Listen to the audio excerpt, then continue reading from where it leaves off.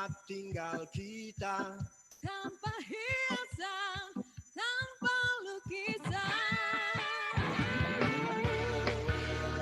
Tetap jerami beralaskan tanah, namun semua ini punya kita. Memang semua ini milik kita sendiri.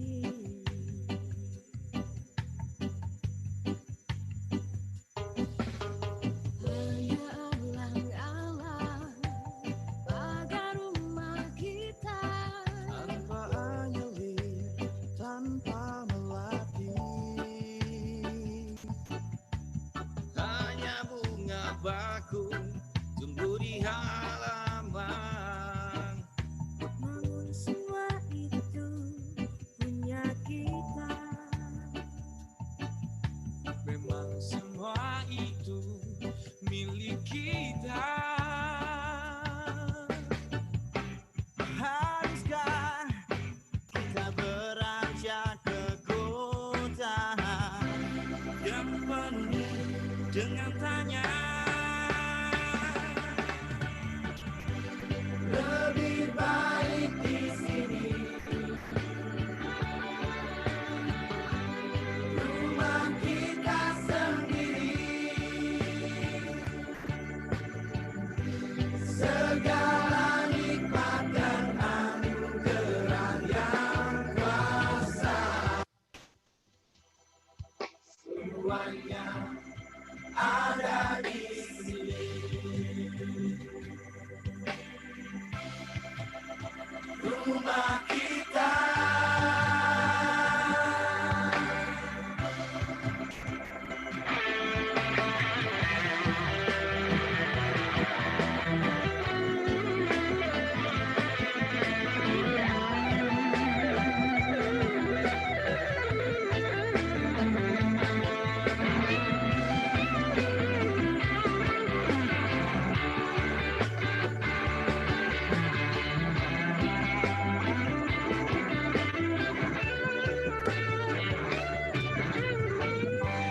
Lebih baik di sini, rumah kita sendiri. Segala nikmat dan anugerah yang kuasa, semuanya ada di sini. Lebih baik di sini,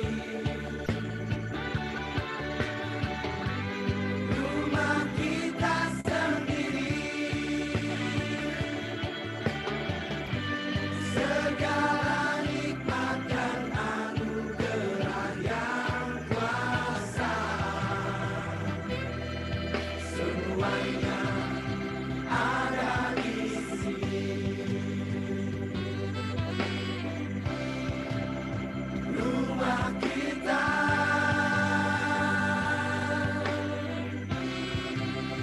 ada di sini. Rumah kita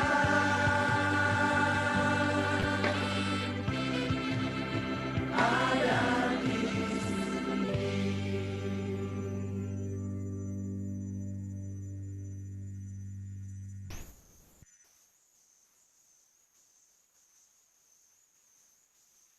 Perasaan itu ketika saya mengetahui bahwa deposit minimum di Binomo hanya $10. Unduh aplikasi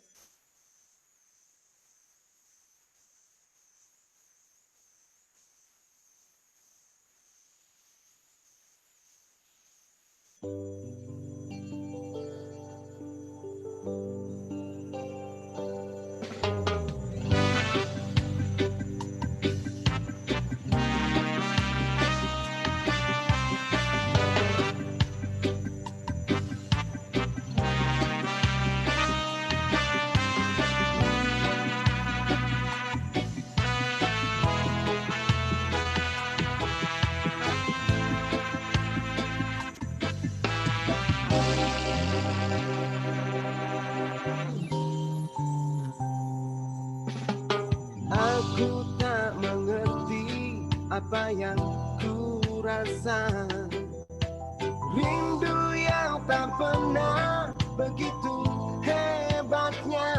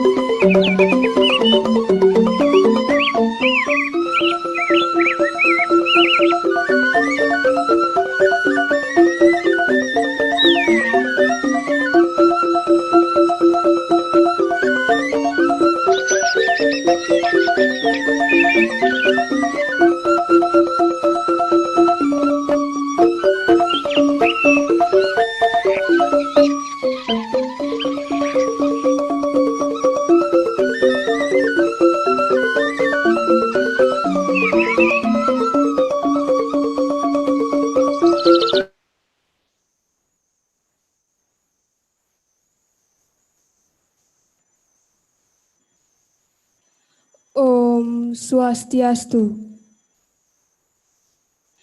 Assalamualaikum warahmatullahi wabarakatuh. Namo Buddhaya, Shalom, Salam Harmoni. Your Excellency, Rector of Universitas Pendidikan Ganesha, Vice Rector on Academic and Relationship Affairs, Vice Rector on Public Administration, Planning, Finance, and Resources, Vice Rector on Student Affairs, Public Relations, and Alumni, the Honorable All Dean and Vice Dean in Universitas Pendidikan Ganesha, Director of Postgraduate in Universitas Pendidikan Ganesha, the Head of the Institute for Research and Community Service, the Head of the Institute for Learning Development and Quality Assurance, all Head of Department in Universitas Pendidikan Ganesha, representative from our sponsor, keynote speaker, and all participants. Good morning and welcome to the 3rd International Conference and Vocational Education and Technology 2020 with the theme Future of TVET Graduate, Developing Talent for Industry 4.0 and the New Normal.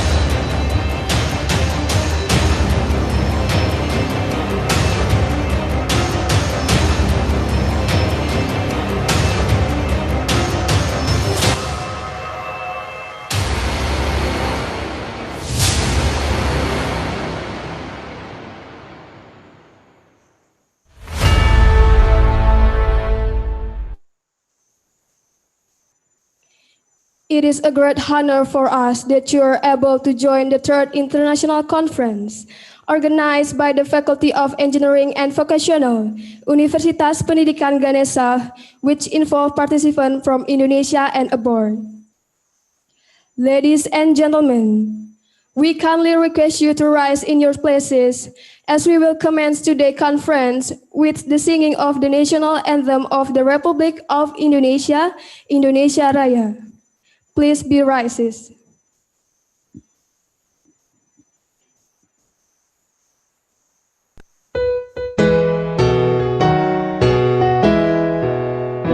Indonesia tanah airku, tanah tumpah darahku.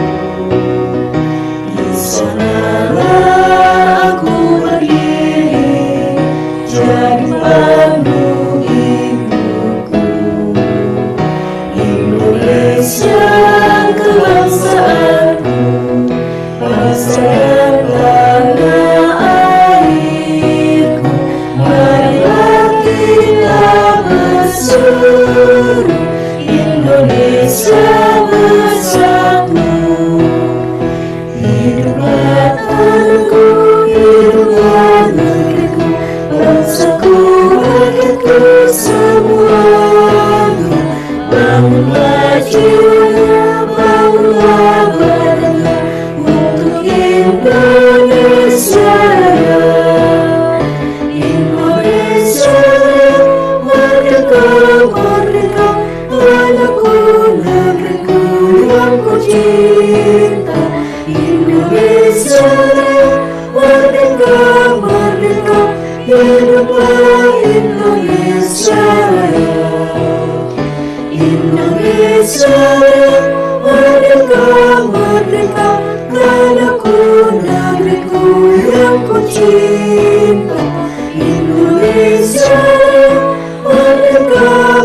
merdeka, hiduplah Indonesia Raya.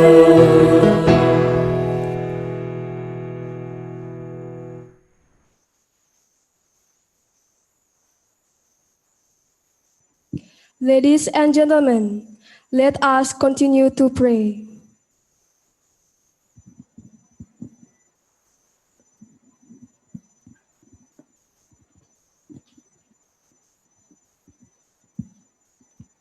Om Swastiastu. Let us list the pray based on the Hinduism, and thus you are not Hindu, you are placed to pray according to your belief. Om Awignam Astu Namo Sidam. Om Aditya Shya Param Jyoti Rakta Teja Namostuti Sueta Pankaja Madhyasta Bhaskaraya Namostuti Om Rang Ringsah Paramasiwa Raditya Ya Namo Nama Swaha. Om Yang Widi, the merciful God, we pray and ask for grace only to you. We ask for your blessing so that this event can be carried out well.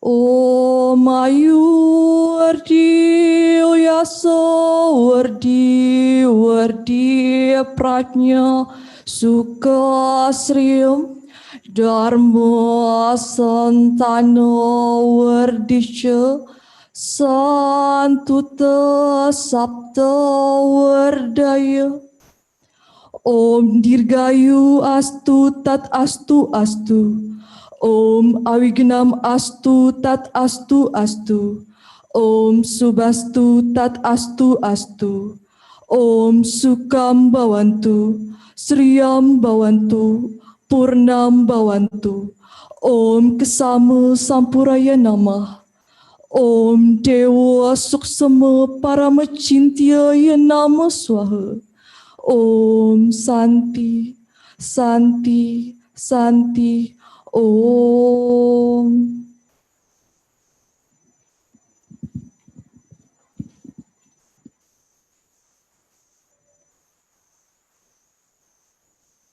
Ladies and gentlemen, please be seated.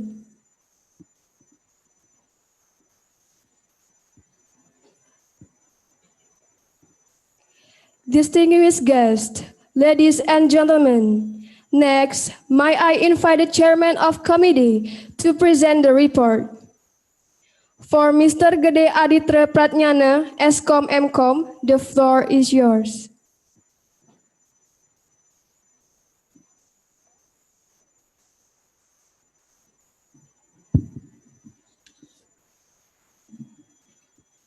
Oke. Om Swastiastu. Assalamualaikum warahmatullahi wabarakatuh. Namo Buddhaya, Shalom. Salam sejahtera untuk kita semua. Salam harmoni. Your Excellency, Rector of Universitas Pendidikan Ganesha, represented by Vice Rector of Academic and Partnership Affairs, Dr. Igede Rasbendantes, Vice Rector on Public Administration, Planning, Finance and Resources, Professor Dr. Iwayan Lasmawan, Vice Rector on Student Affairs, Public Relations, Finance and Alumni, Professor Dr. Iwayan Swastra, Dean of Faculty of Engineering and Vocational Undiksa, Dr. Igede Sudirte,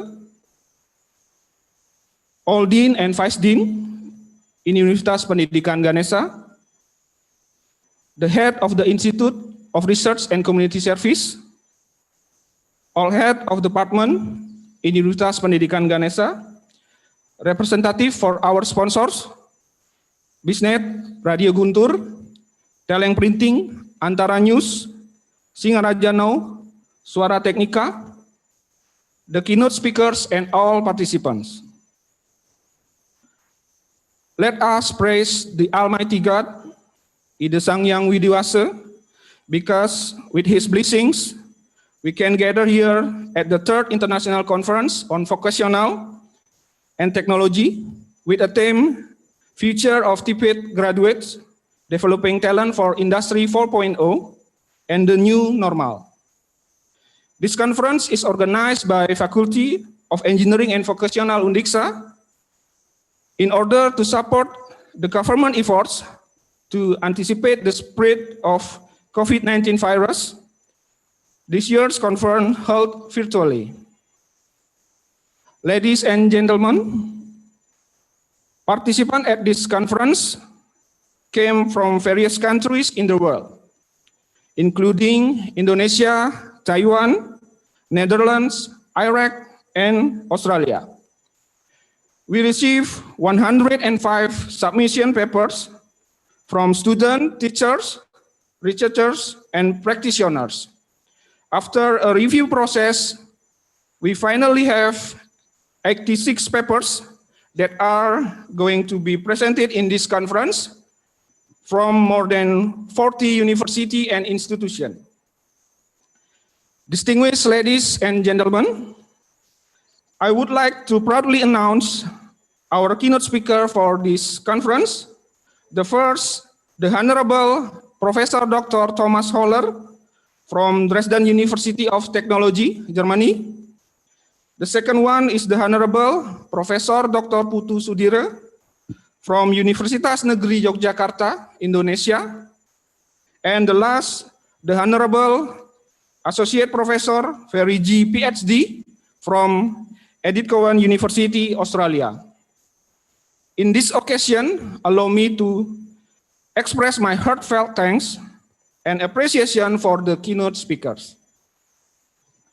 Ladies and gentlemen, this conference would not be possible if there were no encouragement and support from many parties. Therefore, on this occasion, on behalf of the committee, allow me to acknowledge the support and the commitment given by the Rector of Universitas Pendidikan Ganesha to organize this event, to the Dean of the Faculty of Engineering and Vocational for the guidance and financial support that made this conference possible. To all the committee, the participants, the presenters, and the sponsors for your contribution and presence today. Last but not least, I wish you a very productive conference and hopefully it will bring significant contribution to the development of science, especially in the fields of technology and vocational education. Thank you and may God bless us all. Om Santi Santi Santi Om. Thank you.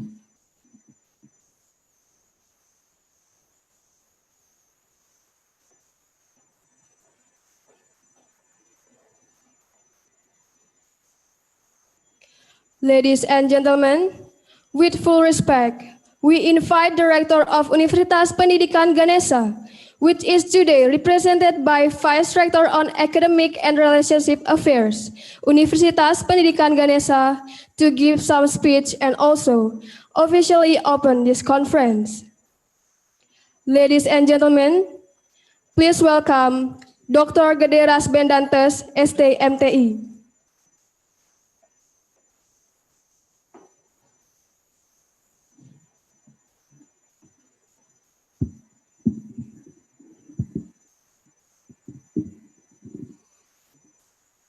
Om Swastiastu. Assalamualaikum warahmatullahi wabarakatuh. Selamat pagi, salam sejahtera buat kita semua. Salam kebajikan, salam harmoni. May peace be with all of us. Honorable Vice Rector, Dean, Vice Dean, and Head of Institute across Universitas Pendidikan Ganesha, distinguished keynote speaker, respected presenter, beloved participant, and all the sponsors that support this conference, that this conference will be happen today.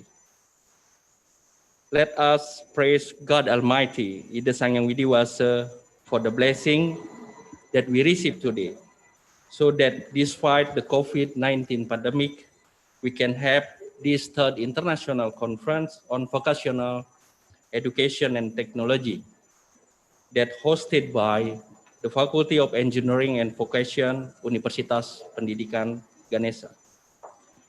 It is a great pleasure to see that amidst the restriction imposed upon us by the pandemic, expert researcher, educator, and scholar are all committed to share their experience, to share their knowledge, and also the innovation through this conference, which is made possible by true innovation in information and communication technology. So we can hold this conference by virtual using the platform that already think about this platform before actually. It is precisely about this technology that this conference is assembled, how ICT affect our life, the way we learn, the way we study, and the way we do our activity, day-to-day activity. So we can compete in this industrial revolution 4.0 in the context of society 5.0 and also the new normal era. Ladies and gentlemen, our theme for this conference this year is the third International Conference on Vocational Education and Technology, Future of TVET Graduate, Developing Talent for Industry 4.0 and the New Normal. This theme envisions the importance of the latest TVET education for the preparing TVET graduate to compete in the era of the Industrial Revolution 4.0. As we all know, the Industrial Revolution 4.0 integrates cyber technology and automation technology. The impact of this Industrial Revolution era 4.0 is that it no longer empowers the human workforce in its application because everyone has applied the concept of automation. Of course, this is a challenge for all of us because we don't know what the position will be possible actually in the 5 and 10 years. So when we read in the social media, when we read in the internet, we can see that our world is a VUCA that we call.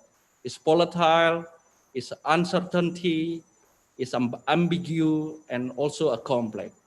So we have to give our students that we call is a 4C, how they can think creativity, how can think analytic, how they can collaborate with others, and how they can respect others. We also give them how to do the work with heart, do the compassion, and also how to think computational. We call it a computational thing. So today, we held the international conference on international conference on vocational education and technology. So I hope this conference will be run smoothly and will be beneficial for all of us.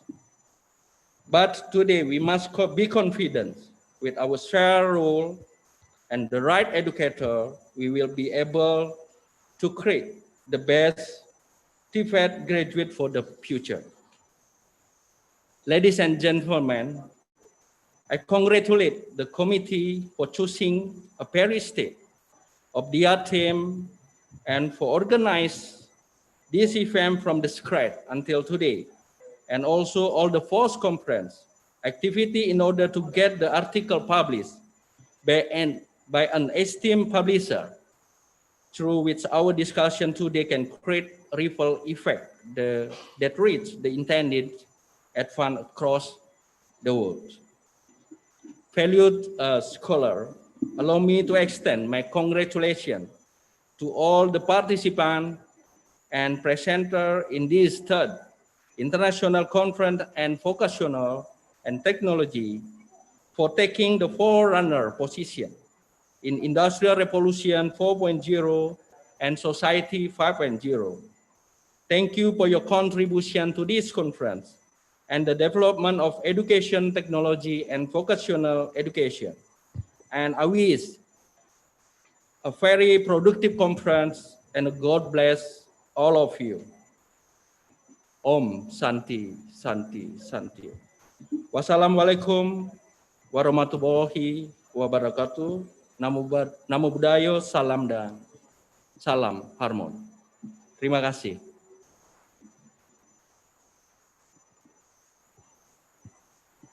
Thank you, Mr. Rasben, for the amazing speech. Ladies and gentlemen, allow us to invite the Dean of the Faculty of Engineering and Vocational, the Chairman and the Co-Chairman of Organizing Committee, International Conference on Vocational Education and Technology 2020, to join Vice Rector of Academic Relationship Affairs, Universitas Pendidikan Ganesha, and officially open the conference of the Third International Conference on Vocational Education and Technology. Our distinguished guests, ladies and gentlemen, all the participants, scholar, educator, and also researcher. So today, 7 November 2020, we open the Third International Conference on Vocational Education and Technology officially.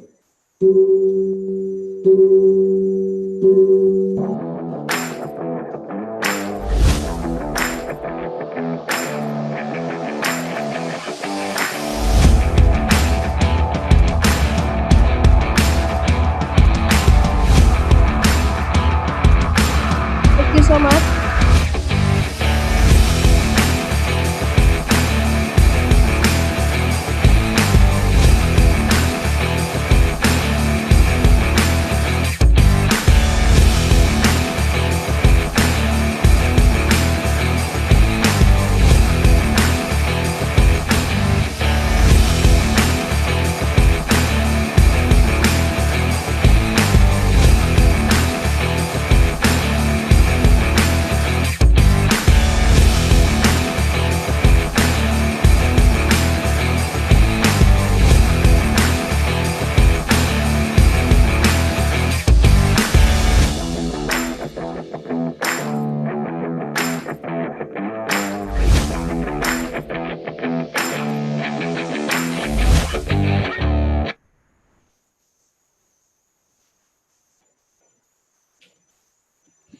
Distinguished guests, ladies and gentlemen,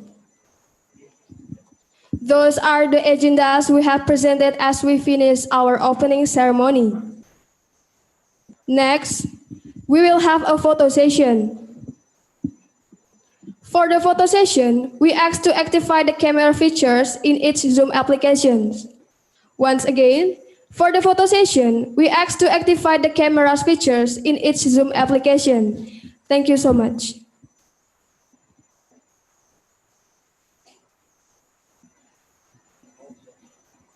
Ladies and gentlemen, photo session will begin shortly. Please turn on your camera. First photo will be taken in 3, 2, 1.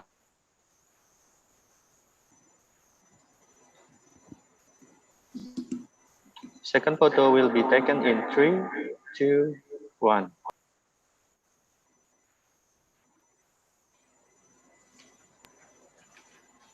Third photo will be taken in 3, 2, 1.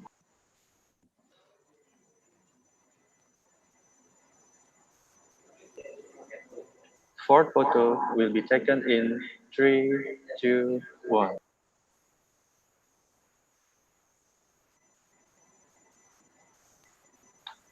Fifth photo will be taken in 3, 2, 1.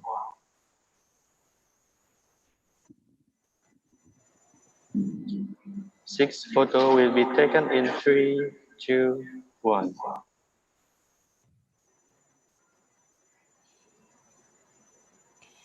Ladies and gentlemen, without any further ado, now we will begin the plenary session.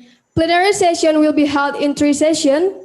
The first and the second session will be guided by Dr. Imade Gede Sunaria, Eskom MCS as the moderator.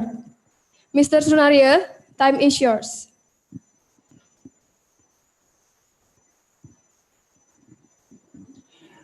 Okay, thank you for the moderator for the time.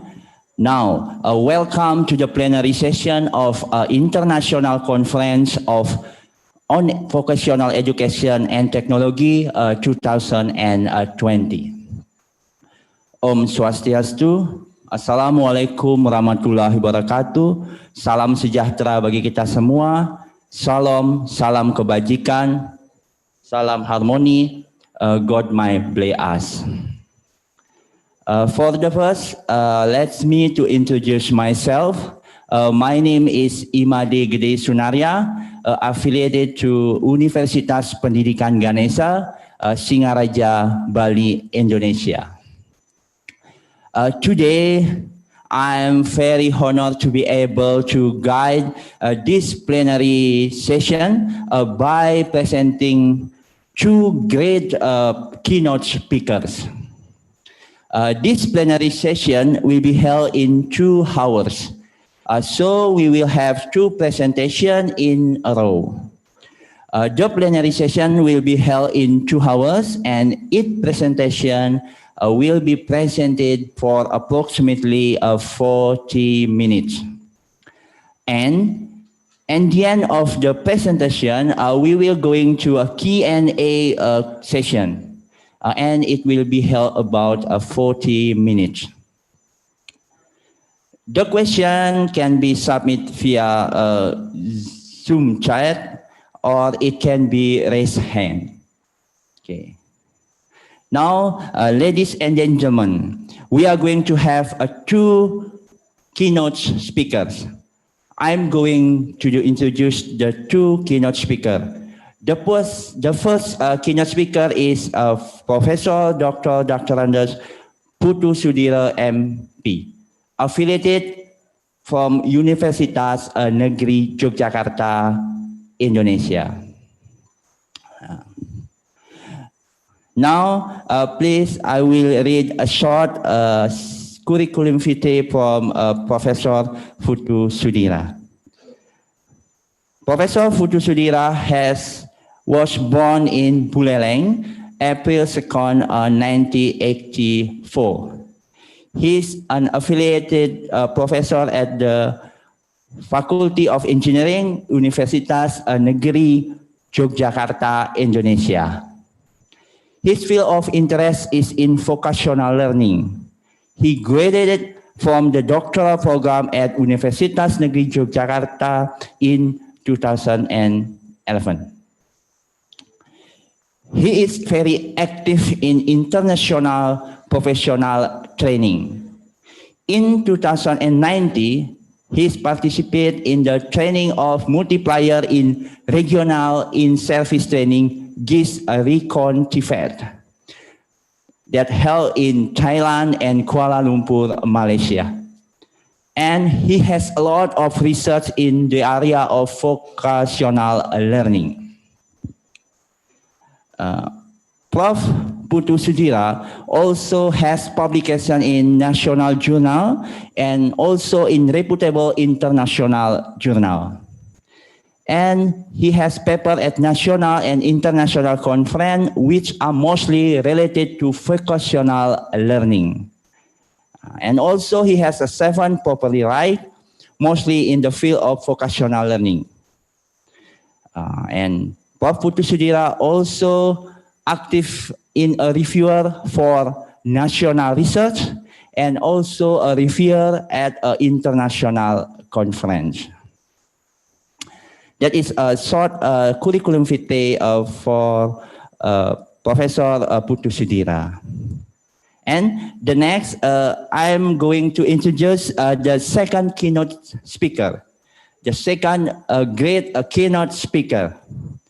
That is Associate Professor Ferry, PhD.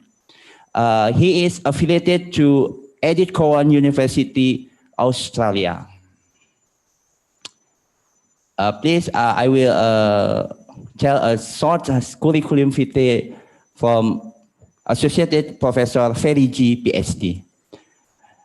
He has maintained a high quality of research throughout of academic career, including international scholarship leadership in the area of supply chain management and logistics, and also including being invited to be keynote speaker and give public lecture at symposium and also international conference in Indonesia, Malaysia, Vietnam, China, UK, and also in Australia. From 2015 to now, Associate Professor Ferry G, PhD, published more than 52 referred journal articles, including 21 articles in Q1 rank and 12 articles in Q2 rank, and also 18 referred conference papers. Furthermore, Associate Professor Ferry G, PhD, has received research grant and award adding to upper $1.6 million between 2010 and 2020. He has a professional and community engagement activity to contribute significantly to improve the university reputation through contribution to the wider community. Okay, that is the short curriculum vitae from Associate Professor Ferry G, PhD, the second keynote speaker. And then the next presentation of paper, we will go to Professor Dr. Putu Sudira with the title if TVET New Paradigm for Talent Development in the Era of Industry 4.0. Okay, good morning, Prof. Putu.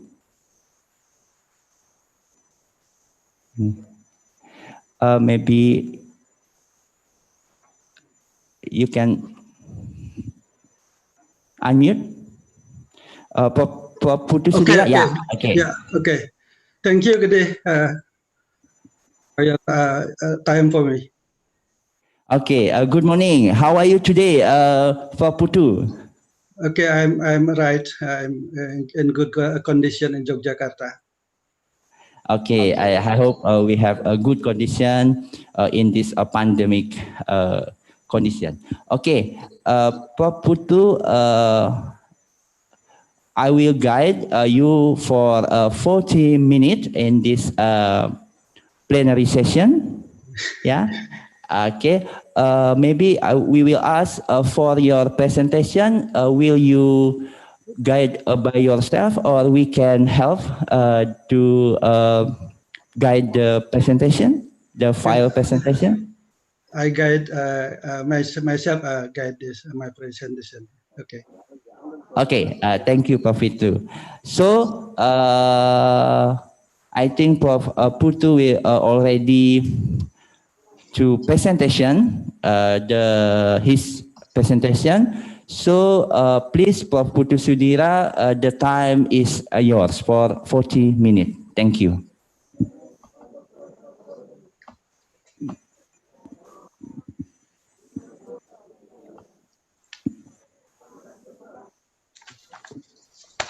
Okay, thank you, Gede. The Honorable Vice Rector for Academic Affairs and Cooperation, Bapak Dr. Gede Rasben Dantes, MTI, Vice Rector for General Administration, Planning, Finance, and Resources, Bapak Profesor Dr. Wayan Lasmawan, MPD, Vice Rector for Student Affairs, Public Relations, and Alumni, Bapak Profesor Dr. Iwayan Swastra, MPD, my friend, Dean, Faculty of Engineering and Vocational, Bapak Dr. Igede Sudirte, MPD, the chairman of committee, Third International Conference on Vocational Education and Technology, Bapak Gede Aditra Pratnyana MCom, Director of Postgraduate, Bapak Profesor Soeharto, and I see my friend Profesor Sutama. Hello, Pak Profesor Sutama. Aum Swastiastu. Assalamualaikum warahmatullahi wabarakatuh. Salam sejahtera. Salam, namo buddhaya. Semoga kita semua dalam rahayu. Ladies and gentlemen of the conference who were present at this time, I'm very happy as a keynote speaker in this international conference. Hopefully, the presentation that I will present later can inspire you all. International conference of this kind are very important for exchanging information about various things that we have studied respectively. I hope after this conference there will be dozen innovative research idea that will emerge as a result of discussion during this conference. Okay. The Industrial Revolution 4.0 required a new intelligence in talent development. The various paradigm of past then felt that they were no longer sufficient for the need of Industrial Revolution 4.0. The idea of developing a new paradigm then become important we discussed in this conference. Here I will share my presentation slide.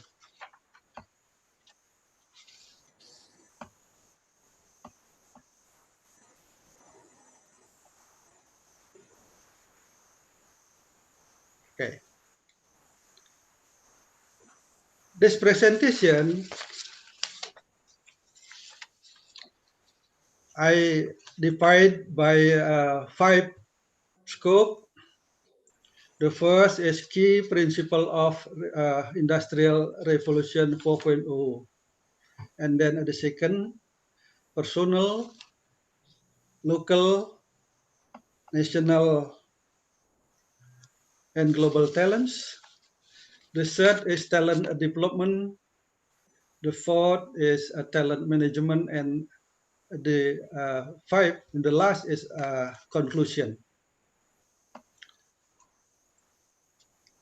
There are 7 important principles of Industrial Revolution 4.0 that need to be considered carefully. The 7 principles are: the first is real-time data management. The second is interoperability. And then the third is visualization. The fourth is decentralization. The fifth is agility, and then service-oriented and integrated business process. Then there are a number of important characteristics of the Industrial Revolution 4.0, which are worth nothing well. These characteristics include the continuity and integration of manufacturing and service system, build effectiveness, adaptability, cooperation, coordination, and efficiency. The third is interoperability as a capability of system to interact and function through secure cyber-physical system and industrial Internet of Things, monitoring system, and various simulation model. Using of augmented reality and virtual reality to optimize the design process without having to trial and error. The integration of manufacture and system service system through the Internet of Things. Facing the industrial revolution 4.0, which a number of important principles and characteristics, then it is requiring many of things. What kind of intelligence and talent suit him? I repeat it again. What kind of intelligence and talent suit him? Yeah. The answer of this question is multiple intelligence and multiple talents. We all know what Gartner has published multiple intelligence, related spatial intelligence, linguistic intelligence, interpersonal intelligence, intrapersonal intelligence, logical mathematic intelligence, musical intelligence, bodily kinesthetic intelligence, naturalist intelligence. That Gartner typology of intelligence using a biological perspective is useful to understand individuals' cognitive competence in terms of a set of basic ability or intelligence. When we want to develop a new generation of leaders to lead the community in Industry 4.0, this perspective, Gartner perspective, might be too basic and limited and does not have strong relevance to the TVET in such complex contexts. The biological typology of multiple intelligence might be used to design curriculum and pedagogy for early children education or lower primary education to develop their basic ability, but it's not so sophisticated enough for TVET. For this reason, I introduce what I call as Wiweka Songo, Wiweka Sanga. That is 9 contextual intelligence according to the need of talent development in the era of Industrial Revolution 4.0. Wiweka Sanga is very suitable for professional career development. What is that Wiweka Sanga?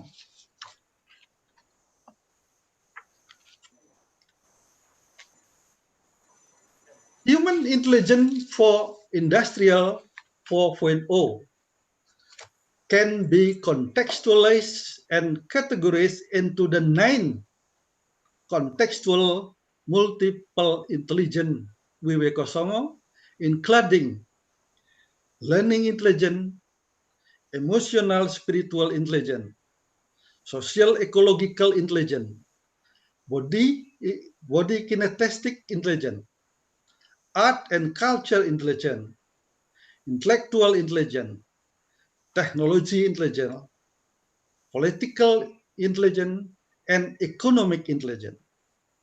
9 intelligence I call as contextual multiple intelligence Wiweka Songo. Songo mean 9. Songo itu artinya 9. Wiweka itu artinya kecerdasan. Ya. Okay.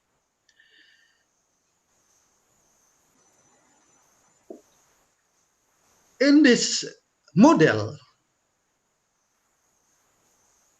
I use learning intelligence as the core of this model of intelligence. From learning intelligence, everybody can to develop emotional spiritual intelligence, social ecological intelligence, bodily kinesthetic intelligence, art and culture intelligence, intellectual intelligence, technology intelligence, politic intelligence, economic intelligence. This is very, very impressive. In Indonesian, jika Anda sebagai politikus, maka jangan lupa untuk mengasah kecerdasan belajar, untuk menguasai kecerdasan emosional spiritual, menguasai kecerdasan sosial ekologikal, menguasai kecerdasan seni dan budaya, menguasai kecerdasan teknologi. Ya, gambarannya seperti itu. Okay, that's from this model. Okay. From that model, I describe what the element of this model. Emotional spiritual intelligence related with regard to spirit and self-management of emotional and feeling, hurt, processing, sensitivity, faith, pity, noble character. Expected outcome of the TVET as a person have emotionally, spiritually intelligent, can self-management of emotional and feeling, hurt, processing, sensitivity, faith, pity, noble character. Human nature in Industry 4.0, emotional spiritual intelligence develop humanist, spiritualist leader or worker person or good person. Then the second, social ecological intelligence. With regard to the ability to think and manage work in social improvement by always making the most effective development of balance and harmony of life among human and industrial improvement. In human nature of Industry 4.0, social ecological intelligence make social ecologist leader or worker person. Next, bodily kinesthetic intelligence makes health, fitness, endurance, alertness, and skill leader or worker. Expected outcome of the TVET, kinesthetically intelligent individual can contribute to develop of health, fitness, endurance, alertness, and skill in complex problem solving. Art and culture intelligence will the leader or worker who have the art of leading and superior work culture. Intellectual intelligence will human nature in Industry 4.0 as leader or worker innovative and creative. Technology intelligence will human nature as leader or worker who have high skill on technology 4.0. Political intelligence with regard to ability to think and act politically and drive the impact of win-win solution will make a leader or worker communicative and collaborative. With regard to the ability to think politically and drive the impact of win-win solution. Economic intelligence will the human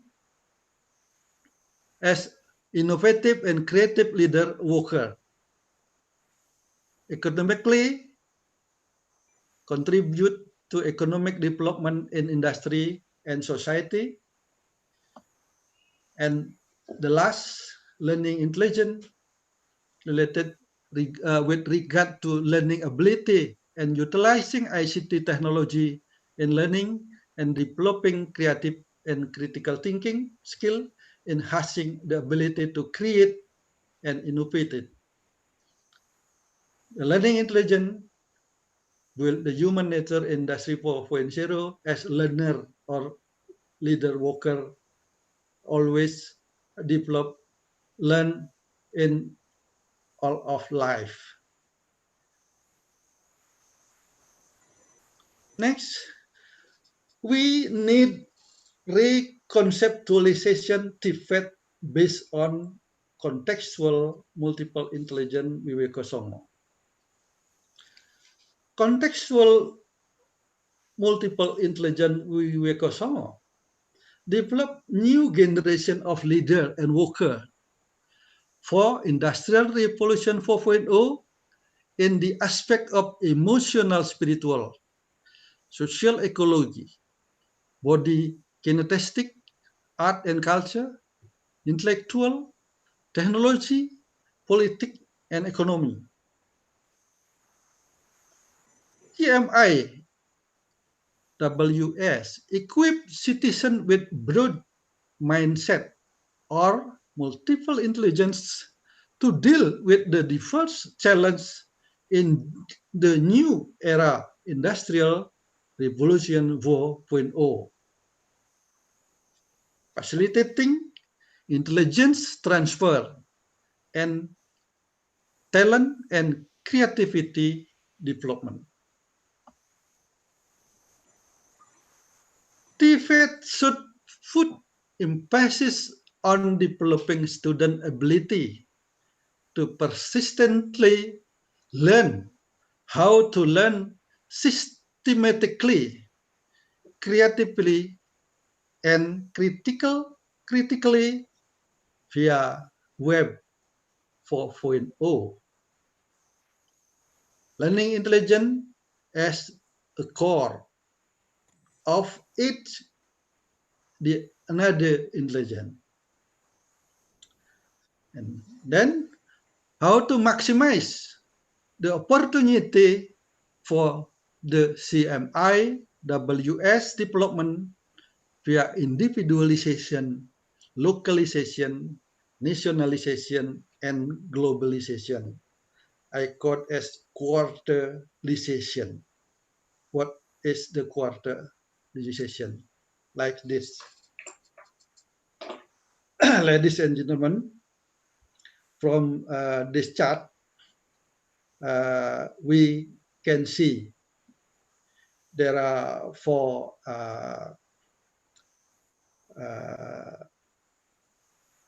steps.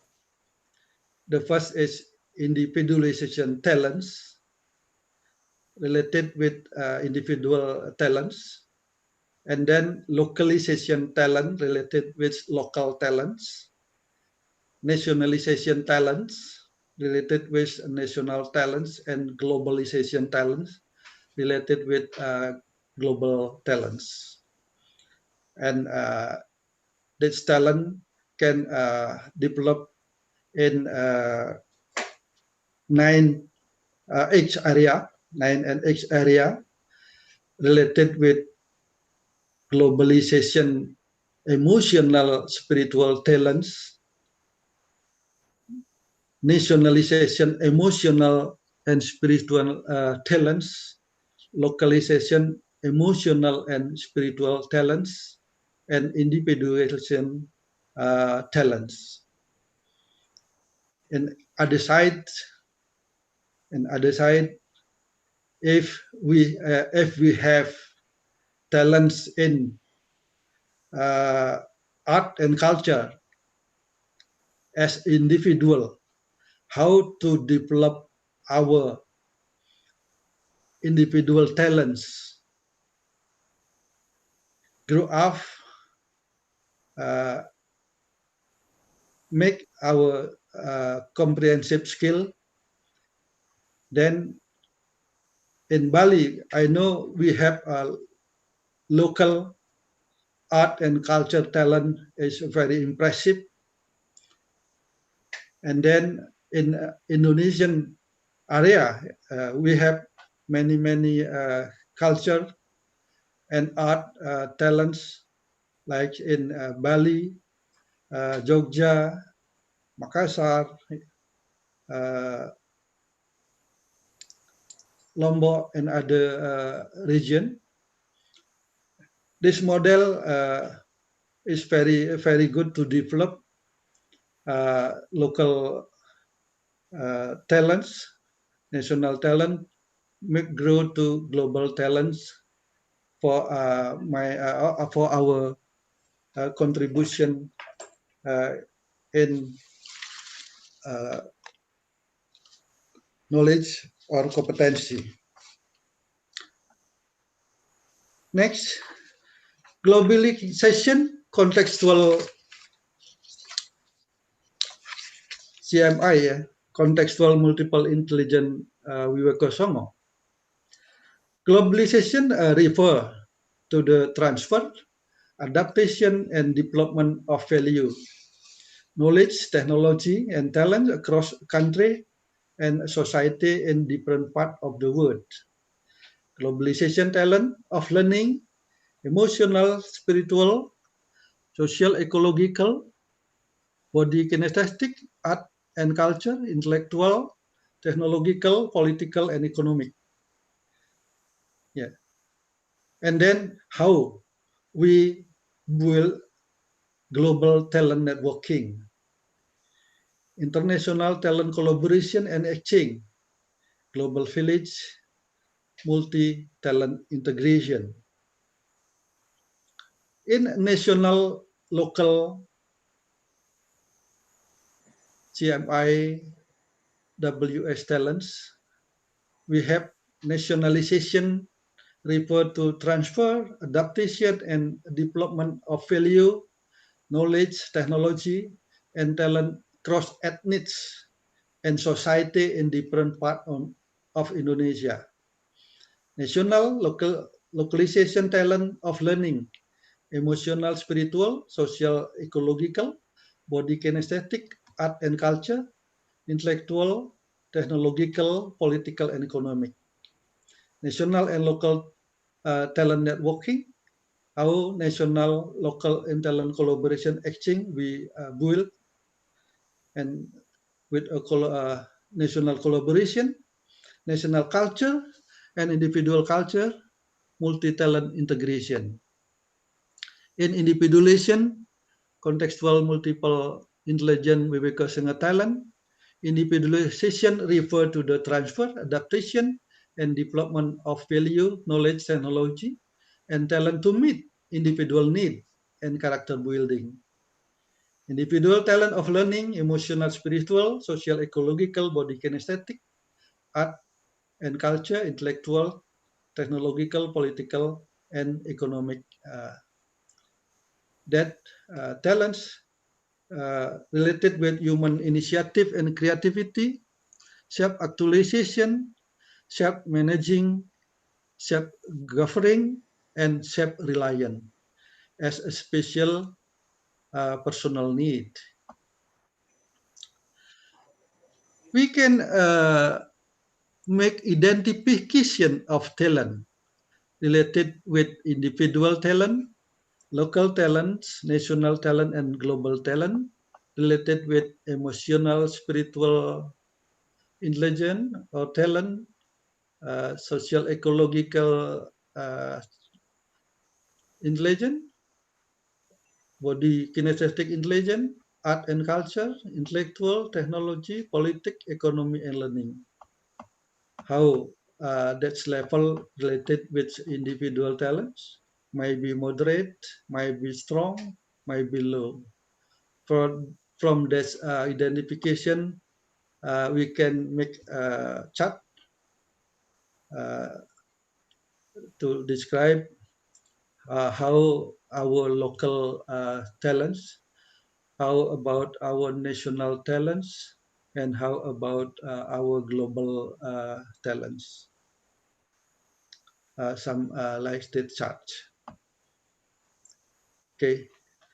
Next, I will describe how the new paradigm TVET in curriculum and learning.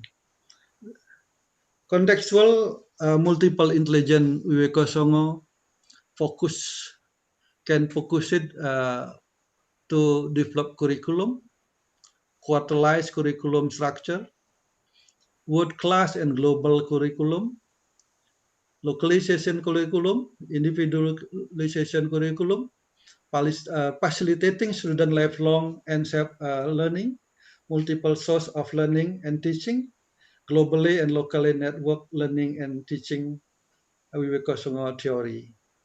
In that our learning, TVET learning, CMIWS can make self-learning, self-actualizing process, the new paradigm and focus on how to learn, pedagogy and andragogy, self-rewarding, multiple source of learning, networking learning, lifelong and everywhere, unlimited opportunity, world-class learning, local and international outlook. Yeah. What is goal of talent development? Bali indigenous knowledge have formulation that's called talent as guna. Talent as guna. How our talents develop as a profession in Bali called geginan, from guna to geginan, from talent to profession, and then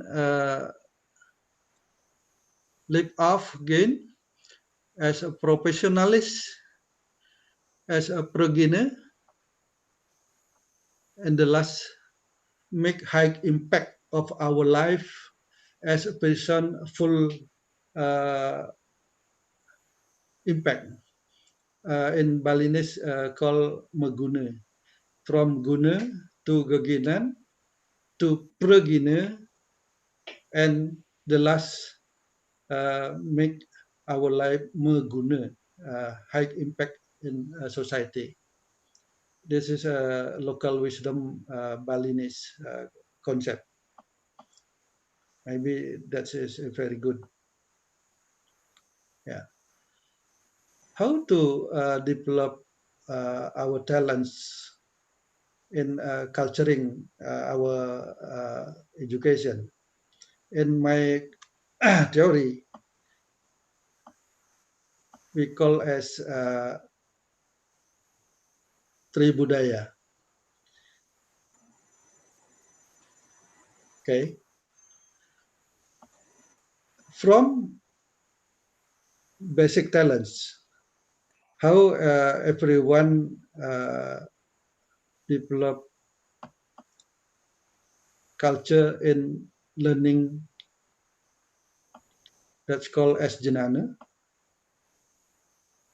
Work culture, we call as karma. Offering culture of serving, we call as bhakti. From three culture,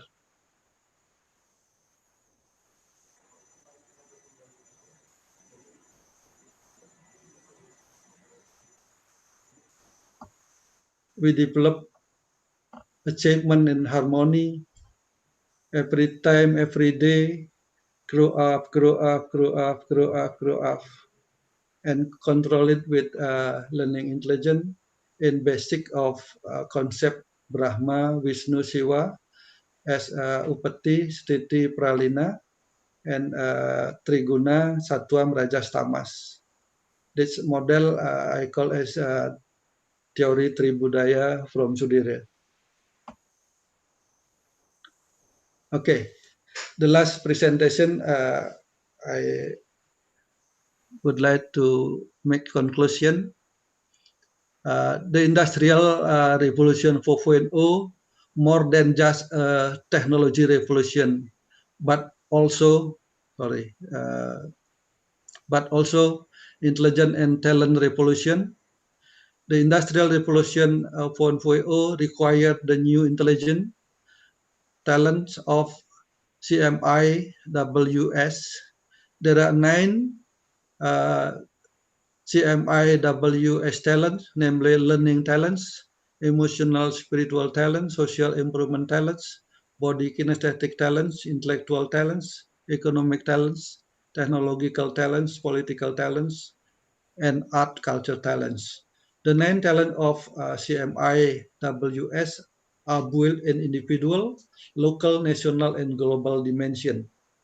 TVET in the era of the Industrial Revolution 4.0 require the new paradigm of curriculum and learning.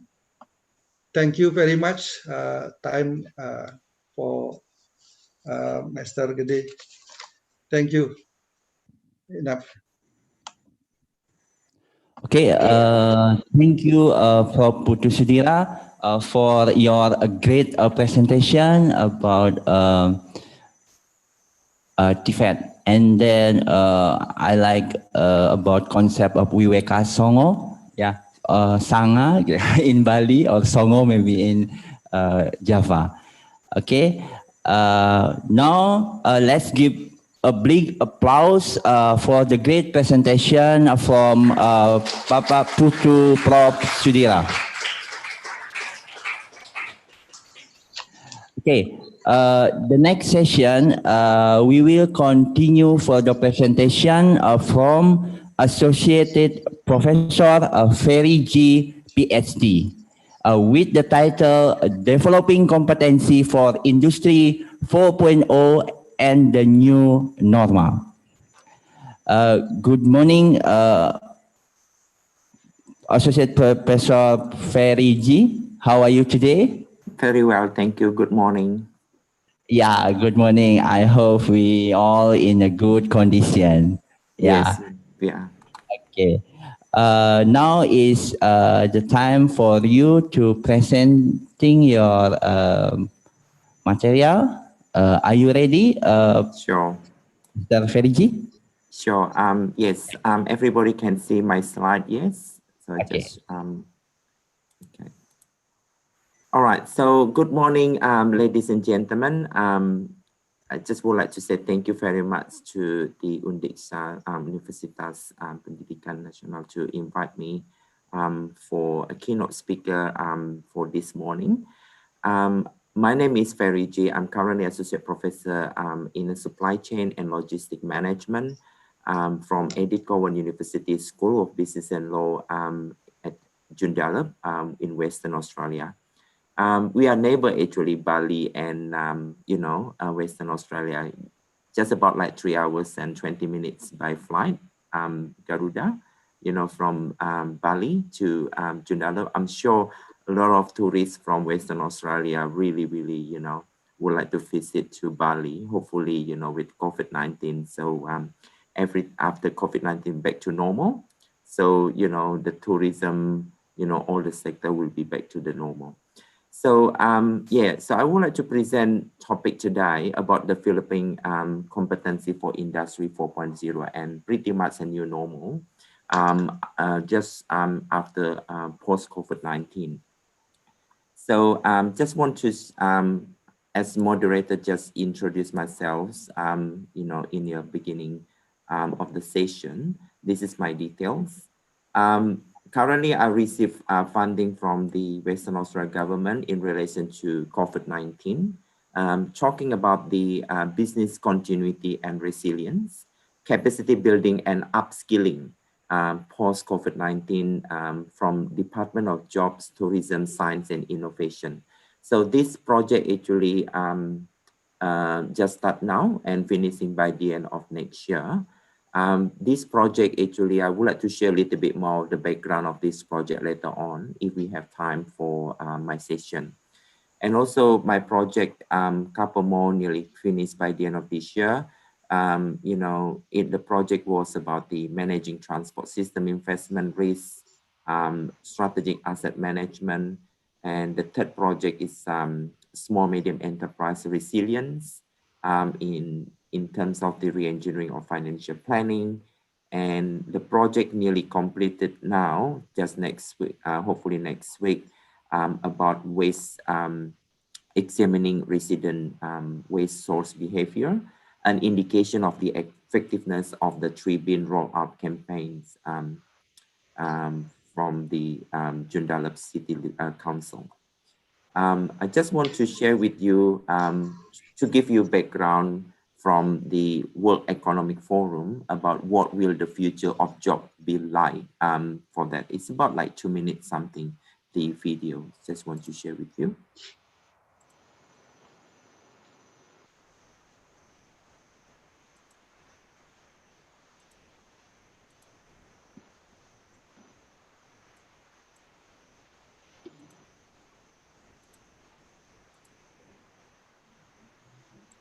COVID-19 is one of the biggest crises of our time. It has impacted every single one of us, shaken our social systems, and disrupted every sector of our economies. The automation of work, combined with the global recession, led workers to lose their jobs at an accelerated pace compared to previous years. And this trend is expected to continue. The ongoing shift in the division of labor between humans, machines, and algorithms might displace 85 million jobs worldwide in the next 5 years, while 97 million new roles, ones that are more adapted to this new task distribution, may emerge.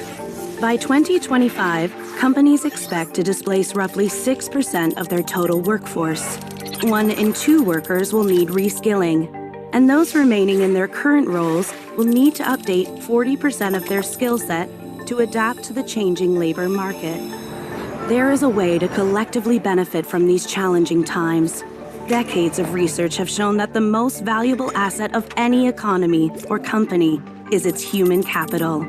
Around the globe, companies are already experiencing a shortage in relevant skills for future roles and are investing in reskilling and upskilling their workforce. By 2025, organizations say they will train over 70% of their employees to ensure they can smoothly transition into the jobs of tomorrow. These include DevOps engineers, artificial intelligence specialists, digital marketing managers, talent acquisition specialists, and customer success specialists. It will take on average between 2 weeks and 5 months for workers to pick up new skills, allowing them to move into these new roles. But data shows they won't need to have the perfect skill set to start transitioning. While 2/3 of employers expect to get a return on investment in employees' reskilling programs within just 1 year, governments will also need to step in to update and fund education and training systems and to ensure displaced workers have adequate safety nets. With purposeful leadership and collaboration, we can turn this global crisis into a unique opportunity to transition into a future of jobs that is inclusive, fair, and sustainable.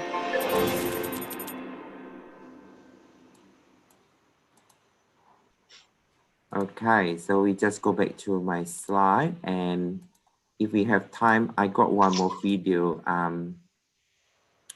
talking about the what the co-founder of LinkedIn says about saving job and creating opportunity during the pandemic, and the other video about the United Nations organization. So I'm more than happy to share the slide to you. This video giving us the background, what we talk about the new normal, and with the post-COVID-19, when we talk about the industry 4.0, what looks like, the future of jobs, to face the industry 4.0. All right, so as you can see, World Economic Forum this recently published, the report shows that the 50% of all employees will need reskilling by 2025 as adoption of technology increases, according to the World Economic Forum Future Jobs Report. So the critical thinking and problem solving top the list of skills employers believe will grow in prominence in the next 5 years. So since I've been teaching in higher education university sector several many years, a lot of units, especially I'm teaching in postgrad, even for undergrad, the critical thinking and problem solving elements must be in every single subject. So for instance, I'm teaching supply chain management unit for postgrad. We really need to show and demonstrate the skill and capabilities for the students about critical thinking and problem solving. Say, for example, that particular critical thinking and problem solving helping a lot, in terms of the, the units, the subject, and then when they do assignment, when they do any types of the group assignment, with the real, application implementation from industry-based project, for instance, they need to show the critical thinking and problem solving. Newly emerging this year are skills in self-management, such as active learning, resilience, stress tolerance, and flexibility. Respondents to the Future of Jobs survey estimate that around 40% of workers will need reskilling of 6 months or less. So for my project, currently I receive funding from the Western Australia government talking about upskilling and reskilling. This is the project really important for any businesses, especially for post-COVID-19 or during COVID-19 pandemic. The workers, people in organization need to think about upskilling themselves and then reskilling themselves. This particular, the university or training providers and education sectors are really busy these days. And of course, they have to update their curriculum to make sure we really, include the industry for technology elements into that particular, curriculum. Okay, so according to the World Economic Forum, top of the 10 skills of the 2025, as you can see, analytical thinking and innovation. Okay, that's the first one. That's why any subjects element, when we design the subject or unit or in higher education or the vocational education study, it's useful for this particular element we need to introduce to build up their analytical thinking and innovation. And the second thing, active learning and learning strategies, complex problem solving, I think I mentioned before, critical thinking and analysis, creativity, originality and initiative, leadership, of course, and social influence, technological use, monitoring and control, and technological design, programming, resilience, stress tolerance, flexibility, reasoning, problem solving, and ideation. So you'll be able to get the Future of Jobs report from World Economic Forum in this link if you really want to. This is already just published just, a few days ago, okay? Now, my Doctor Philosophy, has completed, he has completed the topic about competency management in, third-party logistic providers in the logistic industry, right? So I just want to start with the word competency, all right? According to literature, competency defined in many different terms, right? So pretty much it's about more than 20 years now for competency, definition. So demonstrated ability, including knowledge, skill, attitude, to perform a task successfully according to the standards, right? It's 10 years ago for us, Ma and Kotonen actually published in terms of the competencies, elements, including knowledge, skill, attitudes, right? Now, competency determinants for operation managers, I'm talking about middle to top management level in the logistic providers or supply chain or logistic industry. According to literature review, operation manager or supply chain manager conducting a broad spectrum of managerial and technical activities, right? So we need to have two, managerial and technical activities. And number two, selecting the right people for pivotal supply chain responsibility is essential to realize the supply chain objective and vision for any organization.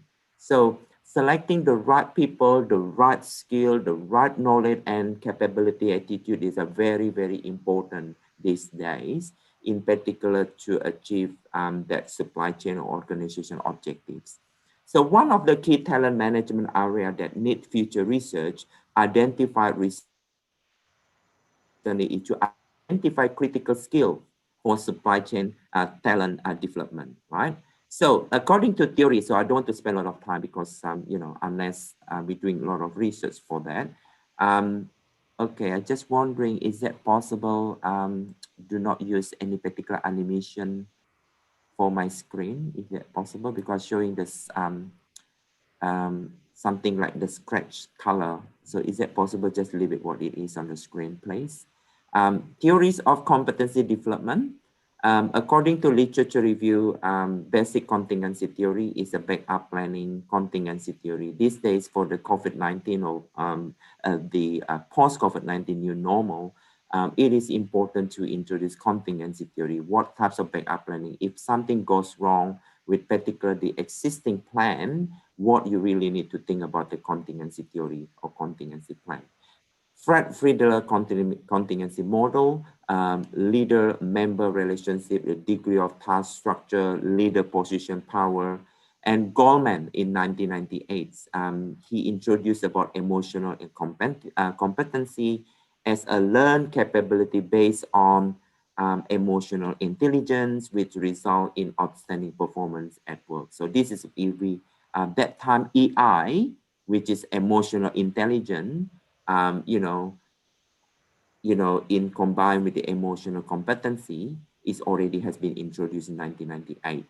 In other words, if a competency is an underlying characteristic of the person that lead to a causes effective superior performance, right?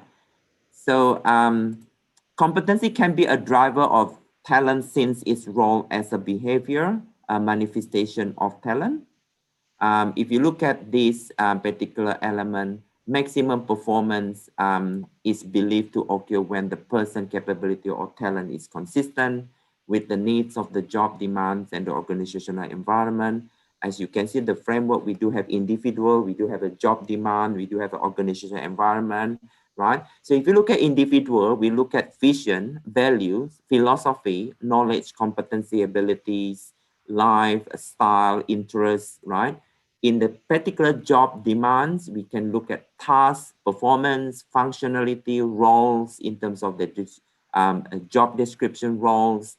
And in terms of organizational business environment, look at the climate, culture, structure, systems, maturity model, strategic position in the organization, core competencies, a larger context. And then if you look at this particular intersection for the three particular elements, we can look at the talents here, right? So this is something what we talk about the talent management there, right? Combining individual job and an organizational environment. The competency development, according to literature review, I published a top tier journal, which is Q1 journal, about the competency. You'll be able to read my article in the International Journal of Logistic Management, talking about competency development, including the framework, the framework has been tested to the operation manager in the logistic or supply chain industry. So you'll be able to read the article If you could, you'll be able to see my staff webpage and you'll be able to download my article. It's a very interesting article. You'll be able to look at about competency development. So competency is a behavior approach to emotional, social, cognitive intelligence. One of the benefits of competency or behavior approach of talent is that we enter a domain of human talent that can be developed in adulthood, right? Decades of research of the effects of psychotherapy, self-help programs, cognitive behavior therapy, training programs, education have shown that people can change their behavior, moods, and self-image. Learning competencies increasingly gain importance in the work environment since the rise of knowledge economy and the growing need for flexibility make it important for employees to continuously invest in their development. Now, for it, around 10 years ago, defined competency development itself is an important feature of competency management, which encompasses all activity carried out by the organization and the employee to maintain and enhance the employee functional learning and career competencies. Now, I'm trying to just give you introduction for Industry 4.0 since this conference talking about the new normal Industry 4.0. So in the longer term, combined and connected technology will unlock new mechanism for creating and distributing value. So if you look at the technology is there already for Industry 4.0. According to the Industry 4.0 evolution, the technologies, you can see Internet of Things, artificial intelligence, as you can see, the future job might be, machine learning. You can see robotics here, augmented reality, and then 3D printing. So if you look at, we got value dimension according to individual, society, businesses, a firm, a factory, for instance. And then, of course, we do have challenges when we face for Industry 4.0. Now, right now, we are in the COVID-19 pandemic, right? We do not know what's happening in 2021, right? So in particular, for these particular challenges, of course, is there. The challenges in terms of, that situation, what we call COVID-19, and plus different types of challenges, including technological readiness, security, standards, interoperability, the data management, including data analytics, change paradigm management in organization, the capability of competency development itself, right? And the culture, right? So if you look at the value, any different types of stakeholder, we need to look at the new skill, upskilling and reskilling. You can look at the accelerating sustainable production, for instance. And then we produce different types of elements such as smart processes, productivity efficiency, digitalization experiences or supply chain digitalization, new growth and new value creation, including new business model. So this COVID-19, post-COVID-19, pretty much the business need to look at what particular now and then what gonna be in the future, thinking about short to medium term. There might be rethink about the changing of the new the business model, right? Maybe they create a new business model. Maybe they really want to modify and change that business model. Because with the COVID-19, what we experience now pretty much about 11 months or nearly 12 months in Wuhan, you can see, that particular, the new business model, digital, smart innovation engineering, structural location, and also digital experiences. So I wanted to share with you in Western Australia, Jundala, with thank God for this, because in the last 4-5 months, we don't have any COVID-19 community transmission. So all my students in the semester 2, all my students back to the campus life. So thank God for this. And then also at the same time, I also create for blended learning, which is at the same time, I also run teaching at the face-to-face and also my student can learn about Blackboard Collaborate Ultra for online, and then they can have a good engagement interaction with the face-to-face as well as online. Now, my student online, actually, they're coming from Eastern states. They're coming from overseas because we not be able to travel, right? So we be able to accommodate for digitalization or online or virtual, you know, as alternative. For face-to-face class, we still run for the 12, 13 weeks. Now, my student this time, they finishing for final, you know, assessment, and they have summer school for the next month, and then we preparing for the semester 1, 2021. So this is, you know, I would like to share what's happening, the COVID-19 in Western Australia now. We don't have any cases, but thank God for this, but we do not want to hear second wave. In Melbourne, unfortunately, they experienced second wave, but they finished now for the last 8 days. They got 0 case, no case in the community transmission. That's good news. They're trying to lift up the restriction.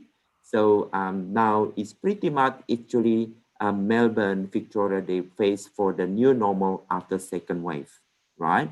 So the cafeteria open, and you know, after the second wave in Victoria, Melbourne. So as you know, Australia, we have 20 million people, right? We do have a different states. I'm located now in Western Australia, which is 3.5 hours from Bali. And we do have Victoria, Melbourne, about, 4 hours flight from Western Australia to Melbourne. And we do have New South Wales, Sydney, we do have Queensland, we do have Canberra, ACT, and so forth, right? Now, this about the country readiness index, what we call CRI, measure 100 countries' readiness to face Industry 4.